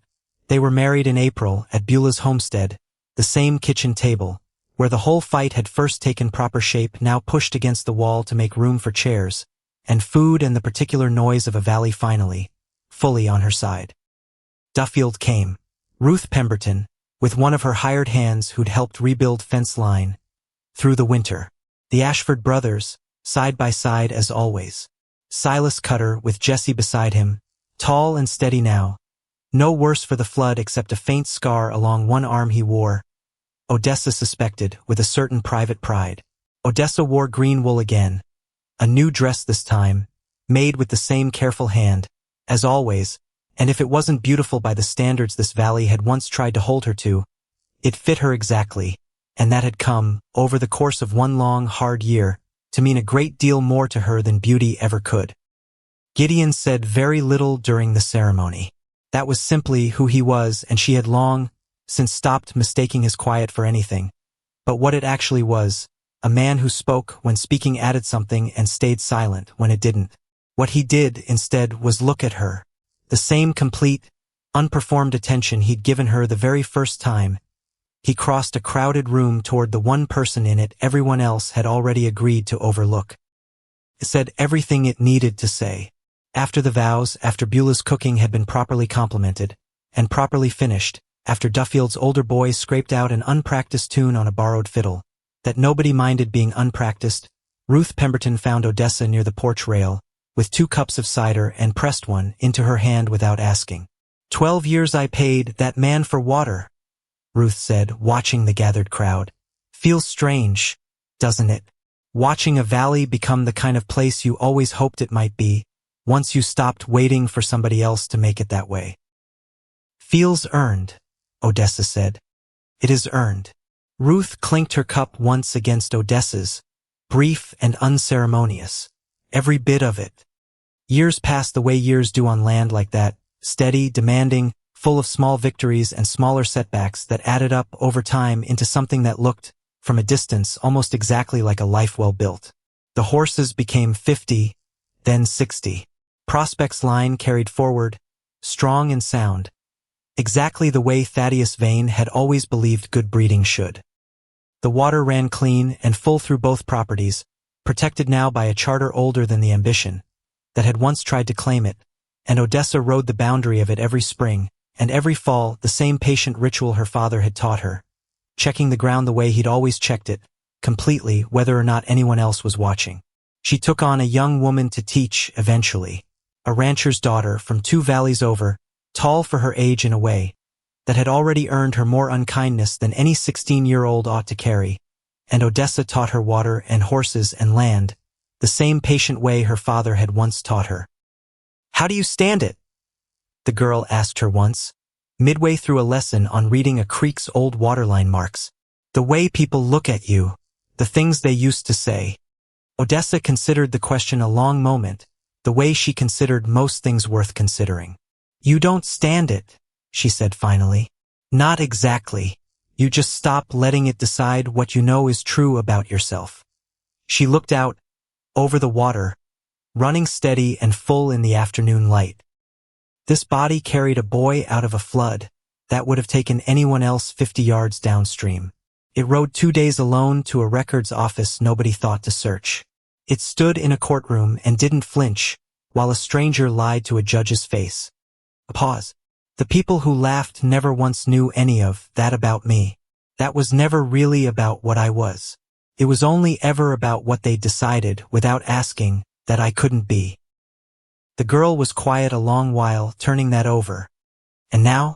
she asked. "What do they say now?" Odessa almost smiled. "Now," she said, "they mostly just ask for my help." The girl considered that a long moment, the particular considering of someone testing whether a truth is sturdy enough to actually stand on. "Do you think they mean it?" she asked. "Or are they just being smart about who's useful to them now?" "Both, probably," Odessa said honestly. "People are rarely only one thing. Kestrel taught me that, of all people, a man capable of real cruelty and real cowardice in the very same breath." She adjusted her hat against the afternoon sun. "What matters isn't whether they mean it perfectly. What matters is that the ground under you doesn't move, whatever they decide to mean by it on any given day. You keep doing the work. You keep telling the truth. The rest sorts itself out, slower than you'd like, but it sorts itself out." She turned her horse back toward home, the girl falling in beside her, and somewhere behind them the creek kept running, steady, patient, exactly the way water runs, when somebody has finally taken the time to understand it completely and built something worth trusting on the ground it left behind.